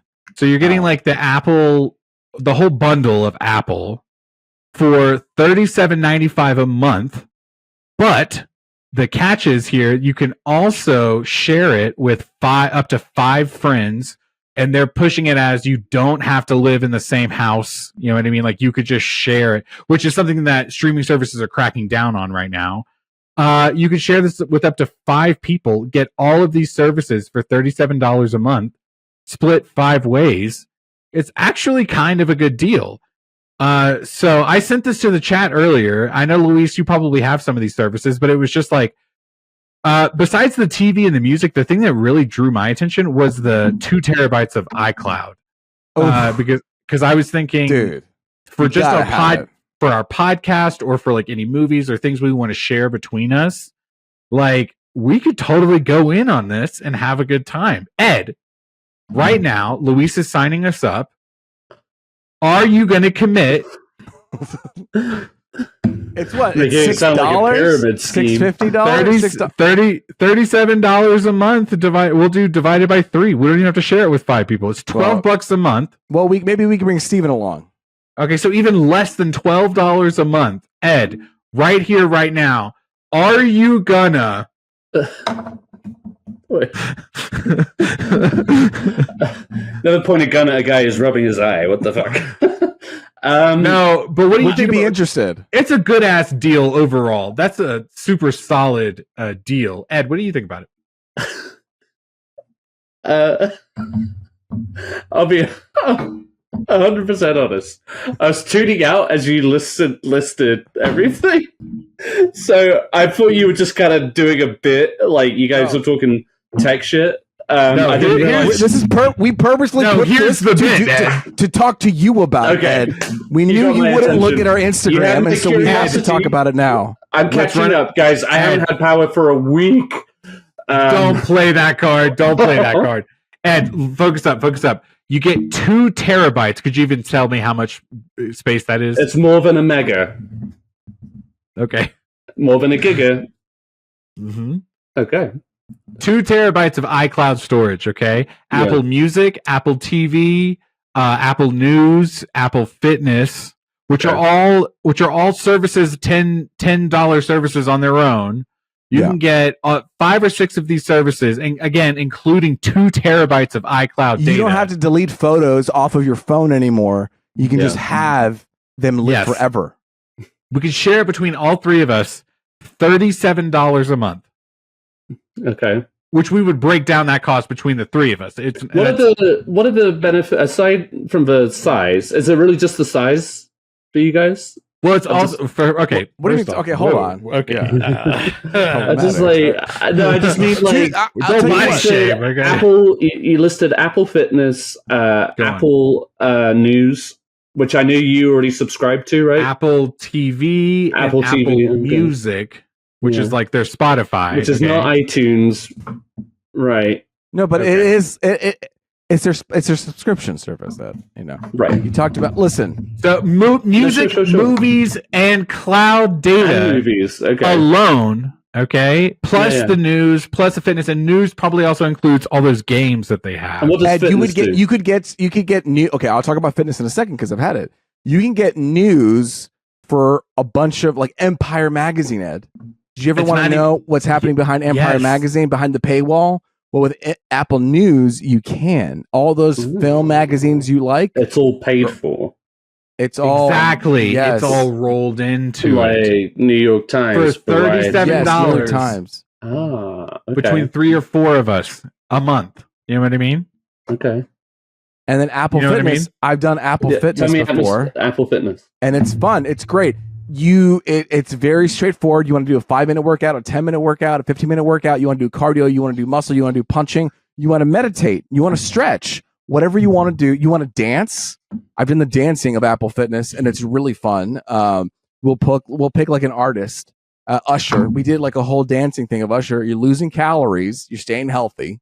I like the Apple Fitness, and I think it does a good job of it. And you get news, all your Empire Magazine. You get 2 terabytes. You get music, which the Apple Music has an arcade, a karaoke version where you can turn down the lyrics, the vocals, and just have the music, and it'll put the lyrics on there. And then you can have your own little karaoke session. Okay. And you have Apple Arcade, which I can't speak about Apple Arcade at all. Presumably, that's just kind of like a. So for me, what I was thinking about, the biggest thing for me was. I have Spotify. I've had Spotify for years. I remember when someone introduced me to Spotify, it was like a life-changing moment for me. So I'm also kind of like, well, if I could for a deal get Apple Music included and like give it a go, try it out for a couple of months and then really compare which service I like. I think for a couple of months, this is a solid deal. Okay. Yeah, no, I mean, like obviously I'm a little ignorant on all the attributes. Here's what we'll do. We'll just go ahead and book it, and then Ed, you can Venmo us $12 every month, and then next month we'll get together and go, Ed, did you use it? Okay. And what I get? Just automatic sign on? You need my credentials? What happens?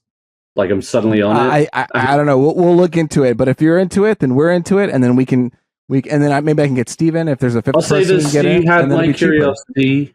You got my attention with the new subscriptions, okay? Because you guys know how much I like Empire magazine. Yes, you got to me. Yeah, all right. And you don't have to delete photos from your iCloud library. So if you have great photos of Lily, in a way, it's a good practice to go through your pictures and get rid of the garbage. But admittedly, it is fucking annoying when I can't. My phone just shuts down. You run out of space. Oh, I can't. I'm full. I can't fit anymore. And 2 terabytes is a lot. I think with 3+ people, it could fill up within a year or two, kind of quickly. But it would still be space, and depending on how that's just within the context of the Apple products, or is that just say it's within the context of everything that's come before and will come after. That doesn't explain anything. I just mean you're saying if we download say an article here, a podcast there. The fitness, the videos, or whatever. Is that all using it up simultaneously? For if we're all using it, I assume yes. Okay, and all of our pictures. No, I feel like it'd be separate. We would each have our own 2 terabyte, right or no? Oh, I read it as 2 terabytes total. I'm asking the right questions. That's a good question. We're going to investigate. What are 2 terabytes divided by 3 people? That's what I'm saying. I think this. I'm on my phone all the time. I'm saving files on my phone all the time. Right now, I have 388 gigs taking up of my 2 terabytes. Okay, so you could do 1, 2. I'm at 25,000 emails. Okay, well that's not okay. Well, that's nothing. Actually, this isn't a good idea. We shouldn't do that. No. Guys, I just kind of want to get Apple Music basically for free. So we'll talk about this some more. We'll tune in next week when we do when we learn some more about this service. Let's get it on paper. Send me some PowerPoints. We just wanted to tell you in person because we know you don't check Instagram. I don't want to talk about this next topic because we're going long. So let's just do a quick discussion reaction to House of the Dragon. Okay. Hold on.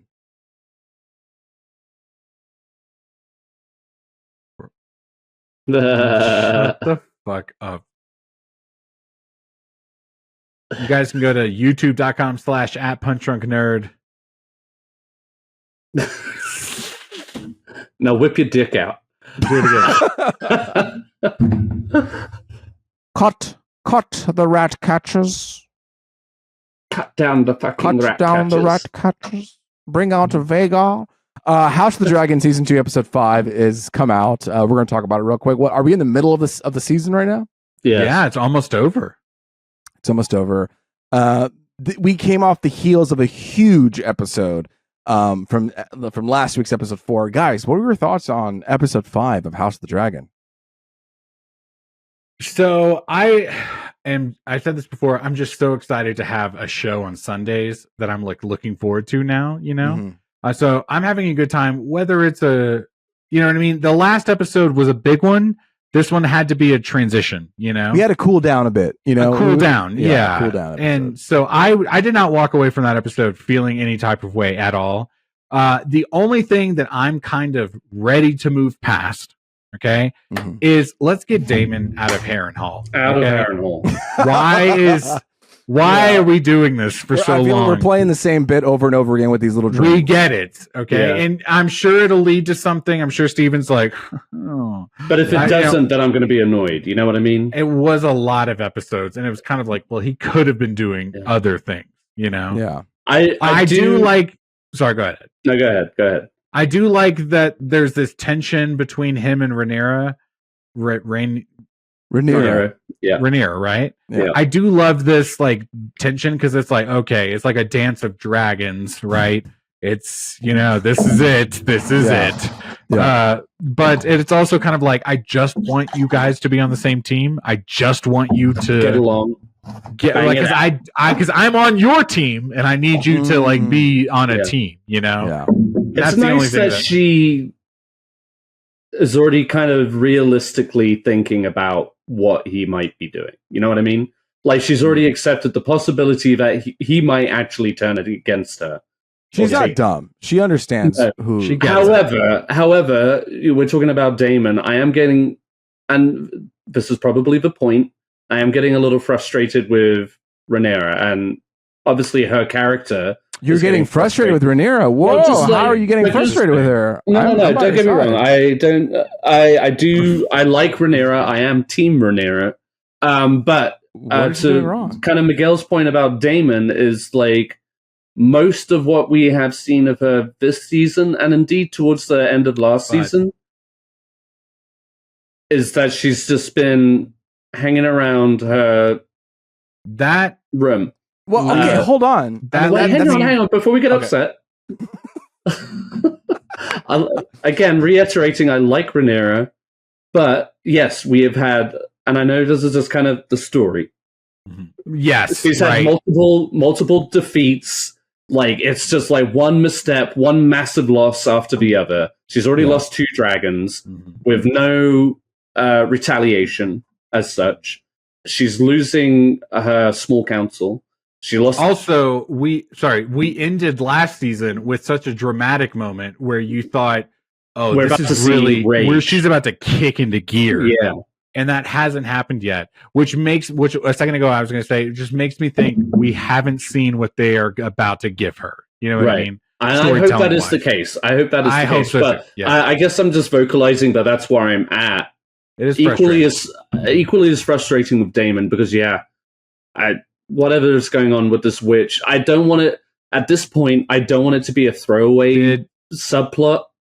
You know what I mean? Like if this was all amounting to nothing, we've wasted half a season.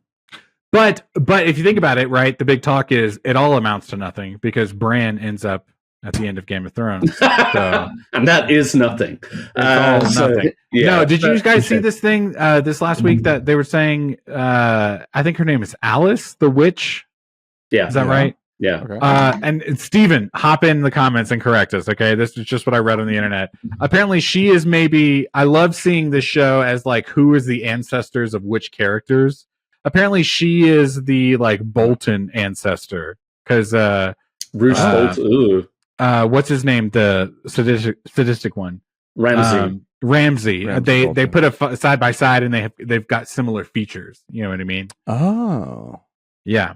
Edman, I was just on the internet, dude. That's not okay. Get off of it, The internet? Okay. No. Never. I could never.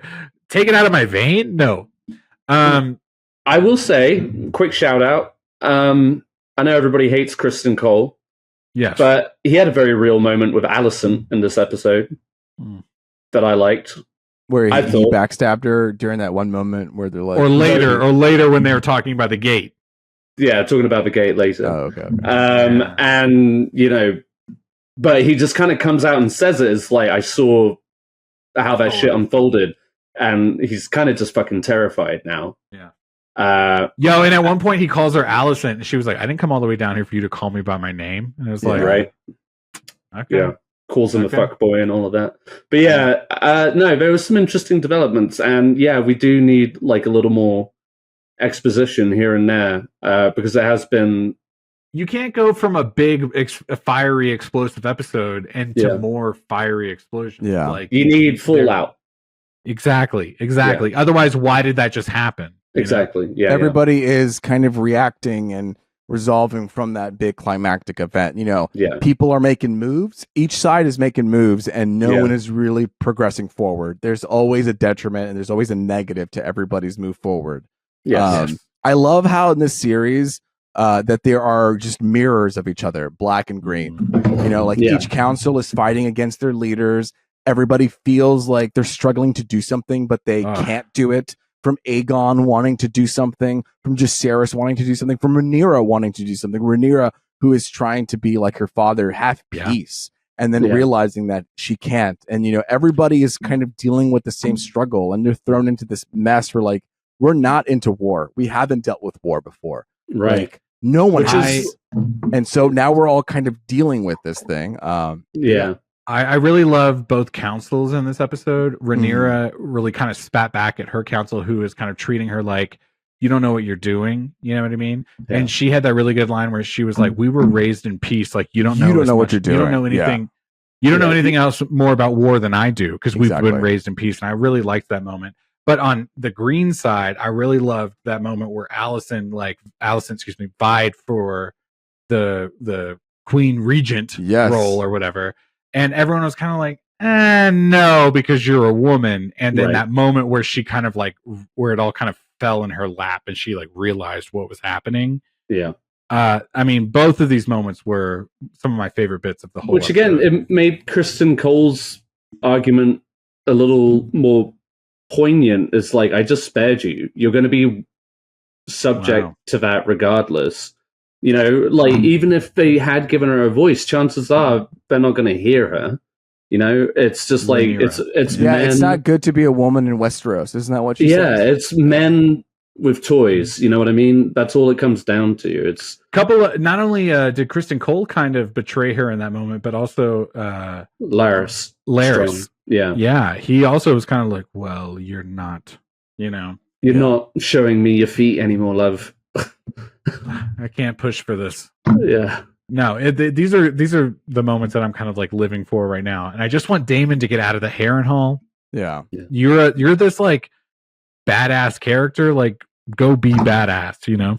From my understanding and from what I kind of heard is that in this part of the book, he's just kind of there, and so they're really filling up that space of like what he can do.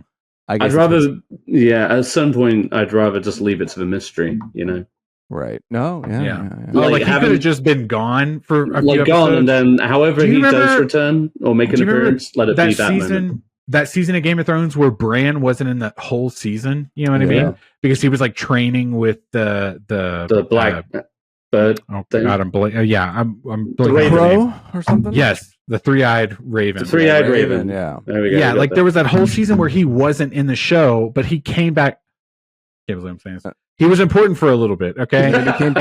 Wow. Yeah. And so and I know Matt Smith is like, you know, a pretty big profitable actor, but they could have spent a couple episodes not telling you just what a couple of episodes and expanded more on like the plight of Rhaenyra and Alicent, a little bit more of Aemond. I'd like to see more of Aemond, a little bit more of Aegon, a little bit more of the sister of those three, who I'm blanking on. Oh, the one who's was it worth it? Yes, which I'm glad we saw. But keep in mind, she also has a dragon, and a pretty big one at that. She has a dragon too. We haven't seen Dreamfire or something like that. Yeah. So wait, Dreamfire? I tell you what though. Sunfire and Dreamfire? Okay. Yeah. We've seen, we've seen these like youngling dragons not be respected. You know what I mean? Yeah. And it feels like, okay, are we going to see a moment where which one of them is it going to be Viserys? Yeah. You know what I mean? Because he showed up at the twins, which I like what he's been doing this episode, where he's been a little more diplomatic and kind of off the leash, because he's like, I got to do something. Yeah. Something that we've seen through a lot of the characters in the show so far in the season. And he was like, you're scared about such and such dragon, but my dragon's right outside. And they're like, yeah, he is. I loved that moment too. Yeah. And he was like, well, I can also bring in another dragon, Yeah. Yeah. And they're like, oh, well, okay, now we're talking, This is kind of getting off track, but I want to give a shout out to like literally one of my favorite lines so far of the show is Daemon after trying to threaten that group of guys from that one family, and they turn their back on him, and then it just cuts to him sitting on a rock, and it's just like a moment's pause that he was like, I did not expect them to be so eager to die. That was just great comedic timing. Like the delivery on that was perfect. That was great. Because Daemon is just like this swinging dick who has to threaten people to get what he wants. He did it with Rhaenys. He does it with Rhaenyra. And it works for the most part for him. So, yeah, most of the time, but like he constantly is getting pushback, and I feel like maybe not. He'll start understanding why. The more I see him, the more it's like you are kind of inadequate. Like you are just not. It's not coming from the right place, so it doesn't play right. He's I'm great surprised warrior, that he didn't burn them either. To be honest, either. Like I know he says like we need them more than we don't. But it's like you could have burned you could have burned a couple. Yeah, like some of the side guys. Okay, Louise. Yeah. You said you were going to do something. Might as well burn a couple. Louise, you put that eye patch on and you became kind of devious, dude. Diabolical. That's right. No, I'm hooked.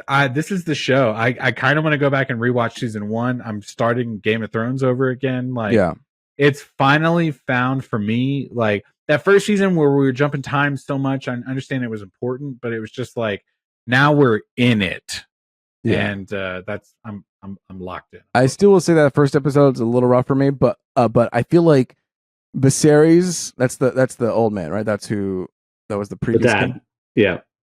The dad, he is such a cornerstone of this whole thing. Like both Alicent and Rhaenyra are trying to keep his legacy moving forward of this peace. It's like we don't need to do war if we don't have to, you know. And they're trying to create some stability throughout all this, and so that's the struggle that we're seeing. We're seeing the turn of all that, and we're also feeling the loss of Otto Hightower not being here in that room. Like, what would it felt like if Otto was in that room when they were discussing about who would be king? Would he still have said Aemond? Should have been that? Would he have restricted them? Like what, you know, it's... And also talk about, I mean, absence making the heart grow fonder. It's like these scenes where we don't see him. Yeah, we are like begging for him to come back. And he's coming back. I'm sure, 100%. But you know what I mean? Like, and Rhys Ifans is, you know, kind of big actor, you know? He was like a big player, a big part of season 1. So I think it's you can apply that to Daemon too, you know, or any character. But we're halfway through. No, I love seeing Daemon going down on his mum. You know, that was necessary. Oh man, the meme that I read was like, you know, it talks about all the incest throughout the show, and it was like that's the one that crossed the line. But as a viewer, like when she said that, like, because you were like, who is this? Who is this? Yeah. And then when she reveals who it is, I immediately was like, no. Yeah. No. Because you didn't need to see most of that. We could have skipped it, and fuck you, you know? It's just like, we're just reminding you why you guys like the show, really. It made me push back a lot. I was like, I can't believe I don't even want Rhaenyra and Daemon to be together anymore. Like, it's just fresh blood in you. I still can't believe the sister is a wife to Aegon. Like, that to me is just still like incredibly wild. No. When she was like, that's my daughter or whatever. And I'm like, wait. What's the family tree again? Yeah, exactly. I mean? Two things that I was able to find over the internet. One, Allison or whatever. Allison. No, not Allison. Alyssa? No. The mother of Daemon. Oh. Okay. I think her name is whatever. Alice. Whatever. Okay. She used to, from what I read on the internet, could be wrong. Follow that punch drunk nerd and tell me I'm wrong. She used to ride Meleys, the dragon. Yeah. And so I thought that was like some sort of like interesting piece because we just literally are having Meleys' head going through the crowd. Which I also thought that the people in the audience were going to be like, "Fuck yeah, we're going to beat Rhaenyra," but everybody was like, "No, this is bad." And I don't know if it's like because I'm living in this type of political climate where I feel like people would be like, "Yeah, we got those motherfuckers," you know. So I definitely felt that scene. Anyway, another thing is, let me see if I read this in the podcast from a cast of kings. It said, Alinda. Do you know Alinda? She's like the little servant who went to go back to King's Landing to spread the little lies that's going to fuel Rhaenyra's kind of return. I assumed it was something along those lines. Yeah, right. She's going to like start gossiping, and they're going to start turning for her. Alinda sent on a mission to King's Landing. The woman who opened the door for her was Diana, the serving girl who aborted Aegon's baby after he raped someone her. who was assaulted by Aegon. Yeah, got demoted. Yeah, I thought that was interesting, right? Yeah, I recognized her, so I figured it had something to do with that. But yeah, okay. Well, that's nice to know. They do seem to be closing in on that kind of commoner guy in King's Landing, and the current energy of the general public right now. Because obviously they're being locked inside the city against their will. Right. Aegon didn't pay them. People are starving, etc. So yeah, they're not a good look. Yeah.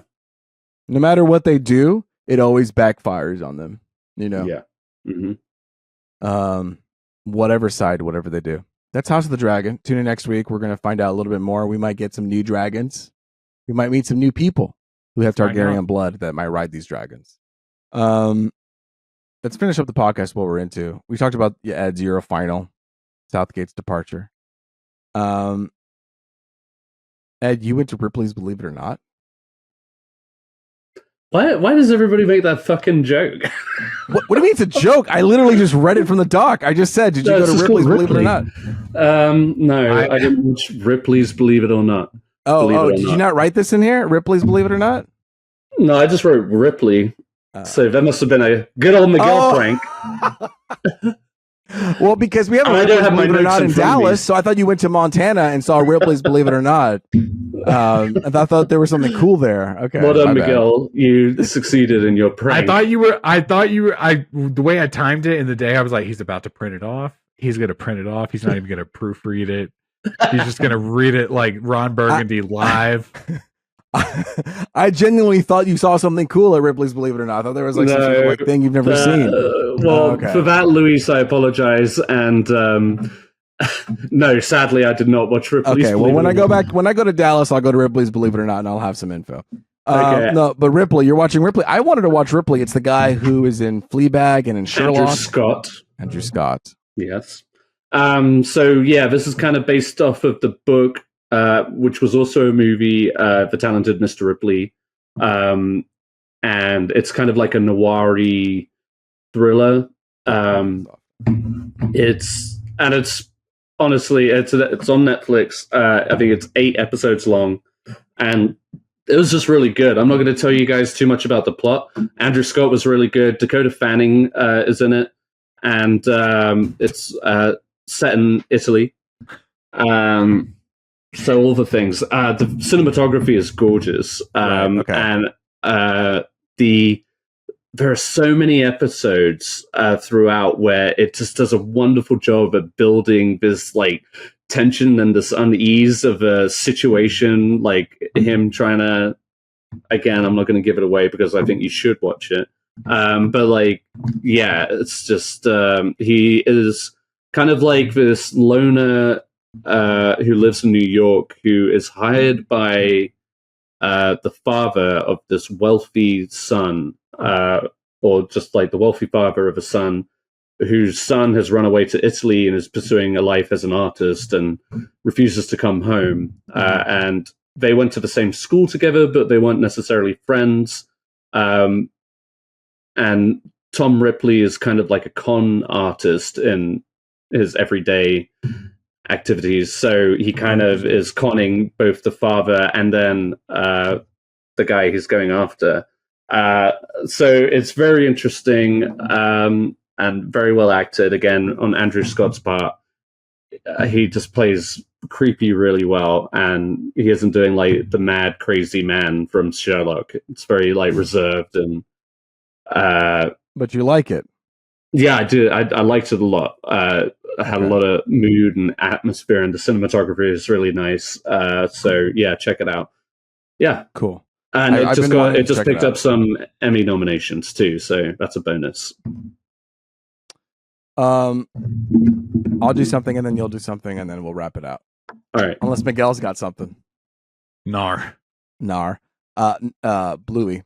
Okay, guys, I've been on. Obviously, I've been watching. I should have mentioned Bluey too. Oh, because you went to the live show, Bluey, right? Yeah. All right, talk about it right now. Okay, I went to go see the live show of Bluey. It was absolutely very special. Just like a 50-minute long episode of Bluey with puppets and people on stage, moving the puppets, and it's very interactive with the kids. It was at the Houston Grand Opera House, and but it was a pretty full audience, like a lot of kids, and they ate it up, and it was very beautiful. Tell me why I was the guy in the audience who cried when Bluey came on. The energy just shifted in the room. It was so magical. Was Bluey not there from the beginning? Like, isn't this his show? Well, I don't want to ruin it. There's like a little gentle like intro with we see like some like animals come onto the stage, and like puppeteered animals.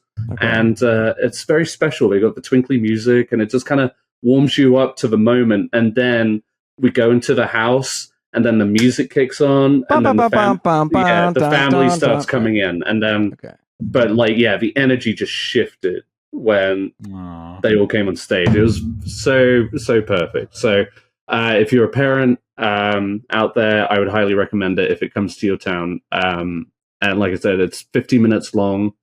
It was worth it. Well worth it. Glad we did it.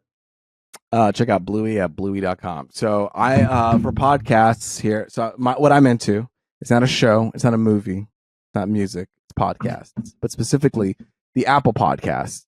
I've been noticing when I've been listening to podcasts, they have this feature that I never realized. I've been using it for weeks, and I really wanted to talk about it. At the bottom left corner, when you're playing a podcast, there is a almost cartoon speaker box, like it's a square with a little arrow, and it's got quotation marks in it, bottom left corner. You click that, and it creates this transcript of the entire podcast. Cool, right? So if you're a little bit hard of hearing, or if you want to read the words while the podcast is happening, fine. What makes it better is that you can scroll through the whole episode, tap a paragraph, and it will jump right to that portion of the podcast. So say people are bullshitting, say we're bullshitting, you know what I mean? And you just want to get to the part where we're talking about House of the Dragon. Scroll, House of the Dragon, pop. You can even search for keywords. To say you want to hear about us talking about dragon. Type in search dragon, pops you right to the dragon part. Click that. Wow. Boom, you're going. Also, if you're listening to podcasts with a lot of ads, it's like this episode's brought to you by this. Sometimes they have these ellipses that stand in for ads because they just get plugged in after the fact. Mm-hmm. You can just see the ellipses and then tap the next paragraph.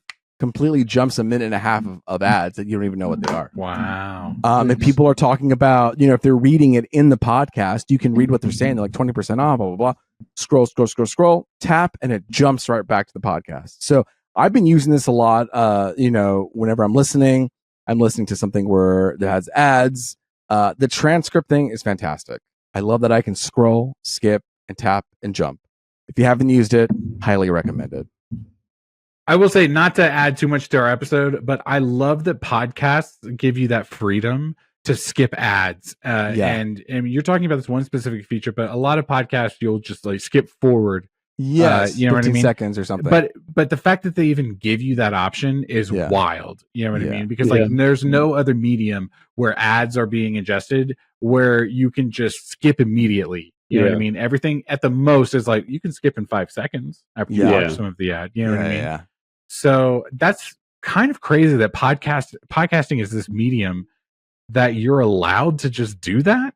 You know, it's like, why can't we always just do that? I know. Pop, pop, pop.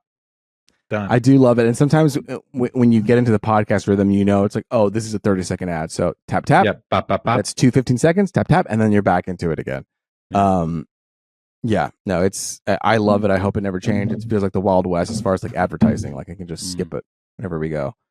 So if you check it out. Podcast transcripts, pretty cool. Ed, Kinds of Kindness, wrap it up here. You watched it. How was it? Yes, finally got to see the latest Yorgos Lanthimos movie. Luigi, you haven't seen it yet, right? I haven't seen it. No, it's been a tough. Well, I won't go into great detail. It's basically, if you're familiar with Dogtooth, The Lobster, Killing of the Sacred Deer, his earlier films. This is kind of going back to that, beyond the kind of like period fantastical drama of The Favorite and Poor Things. It's kind of like an anthology. It's very dark. It's 3 very extreme and kind of diabolical ideas of kindness, different interpretations. It's got different kinds of kindness. Yeah, right? three separate stories with the same ensemble, just switching up characters each time. You got Willem Dafoe, Jesse Plemons, Emma Stone, Margaret Qualley, who we mentioned earlier. I'm thinking of some other ones, but I'm blanking right now. But it's a good guy little cast. From the Civil War. Did you see that guy? Yeah, so Jesse Plemons. Yeah, Jesse Plemons, okay. He's kind of like, I guess it kind of shifts dynamic. Like in the first one, he's the lead. In the second one, it's kind of him and Emma Stone, and then in the third one, it's Emma Stone, kind of thing. So it's a fun shift, and all the characters are a lot of fun. Again, in the very quirky, deadpan way that Yorgos Lanthimos usually has his characters. It is dark humor. It's the kind of thing like somebody gets run over repeatedly in the movie, and I was cracking up. Nice. And Sarah, had to control me a little bit, but it is that kind of like fucked up kind of humor. It's very dark. It's very intentional. There are also some very like shit got real kind of moments too, especially like later on. But yeah, overall, it was kind of like a nice, not nice. It's just like a dark, kind of fucked up, fun, back to norm for Yorgos Lanthimos. I have a question for you. Is it an exploration of the human condition? Like, I feel like a lot of his movies, like The Lobster and all these things, like they kind of simplify certain human elements. Yes. And then they kind of so it is. Okay. Yeah. So like, for example, the first story is kind of like how Jesse Plemons' boss, played by Willem Dafoe, is basically dictates his entire, like every aspect of his life, from what he wears to how much he eats, etc. But he gives him like a beautiful house and these wonderful gifts. And that is like, in that instance, that is that kind of kindness, but he has to do some really weird and fucked up shit, right, to appease him. So like it's that kind of interpretation, like you said, and like what we do as people to please and satisfy our bosses, even in the mundane or the extraordinary circumstances, right. But yeah, it's a fun cast. Like Jesse Plemons having a good year. Like he's really good in this one. Emma Stone is continuing her Lanthimos era right now. They're already lined up for the next movie too, I believe. Wow. Her and Jesse Plemons, so that's cool. Yeah. And lastly, guys, I'm not going to drag this out, but I've got to give it a shout out because it came out last week. I did see Longlegs. Yeah. And I'll just say I'm in a house by myself tonight. Sarah and Lily are out of town, and I'm a little scared. Okay, now that Miguel has his ears out a little bit, whoa, keep him off. Keep him. No. Okay, keep him off. He's not looking. I know. Before I was like, I don't. No. I know before you said I said I didn't want any spoilers, but I've been kind of spoiled a little bit because I'm just like I've been here. Well, not too much, but I have been a little bit. I've just been hearing so many different reviews about it, and now I'm like, okay, fuck it. It's been so split. Can you just tell me, did you like the movie or did you not like the movie? Because I did like the movie. You did, okay. Because I've been getting so many different kinds of like interpretations of it, where it's like some people are like, I hate it, and some people are, I love it, and so I just need someone personal.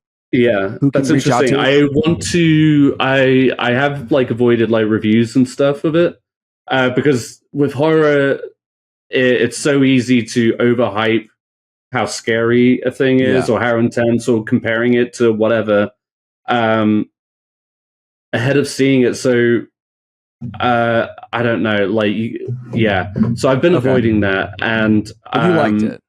I did. I genuinely did. I was genuinely creeped out through most of the film. There are some like minor gripes I think I have with it. I think the pacing, it's an hour and 40 minutes, so it's very brief. And it's a really strong story. They do some really interesting things with the aspect ratio via flashbacks and stuff like that. Nicolas Cage is wild, I hear. Wild, and that's all I'll say unhinged about it. Okay. I mean, in true form, but also this is like unlike anything I've seen him do. It's just very creepy and unsettling, and some genuine jump scares, like in the first few minutes and throughout the movie, that aren't. It's not just superficial. They're like genuinely, like the tension builds up and it hits right at the perfect time. So it's a very well structured movie. I needed to know a little bit because I just kept getting. I think you would like it, Luis. I genuinely do. I'm gonna bring Miguel back. So yeah. I look forward to talking to more about it. I didn't know this was going to happen, Miguel. It happened. Just tell me, hey, Miguel, catch you later. I could go to bed. All right. I think I don't want a snack. Talk to me about bed. It's 11:30. Fuck you. This is not spoiler, but I just thought it was an interesting trend how Maxine from A24, they were pumping the shit out of that publicity wise, and then Neon also had Longlegs just like the following couple weeks, and they were pumping the shit out of that. Just an interesting trend. I'm not talking about how good the movie is. I'm not saying what happened in the movie. I'm just saying that the internet was awake for Maxine and Longlegs from two different studios. Two competing independent studios. And I thought that was, wow, okay, it's interesting. I've been like, you've been hearing word about Longlegs specifically for a while. It was just like this thing that people had seen and people were saying, oh, that's great. So, yeah. Anyway, I wanted to give it a shout out because it's new. We want to stay current, and you can just put a big old Longlegs thumbnail. I will say this: Ed gave me some reassurances that we weren't going to talk about this movie in this podcast, and not so many words, but a little bit. You know what I mean? It rambled for a minute. I warned you I was gonna, but then Luis had a genuine question which I wanted to answer. And Luis, you never should have. Okay. Okay, but I feel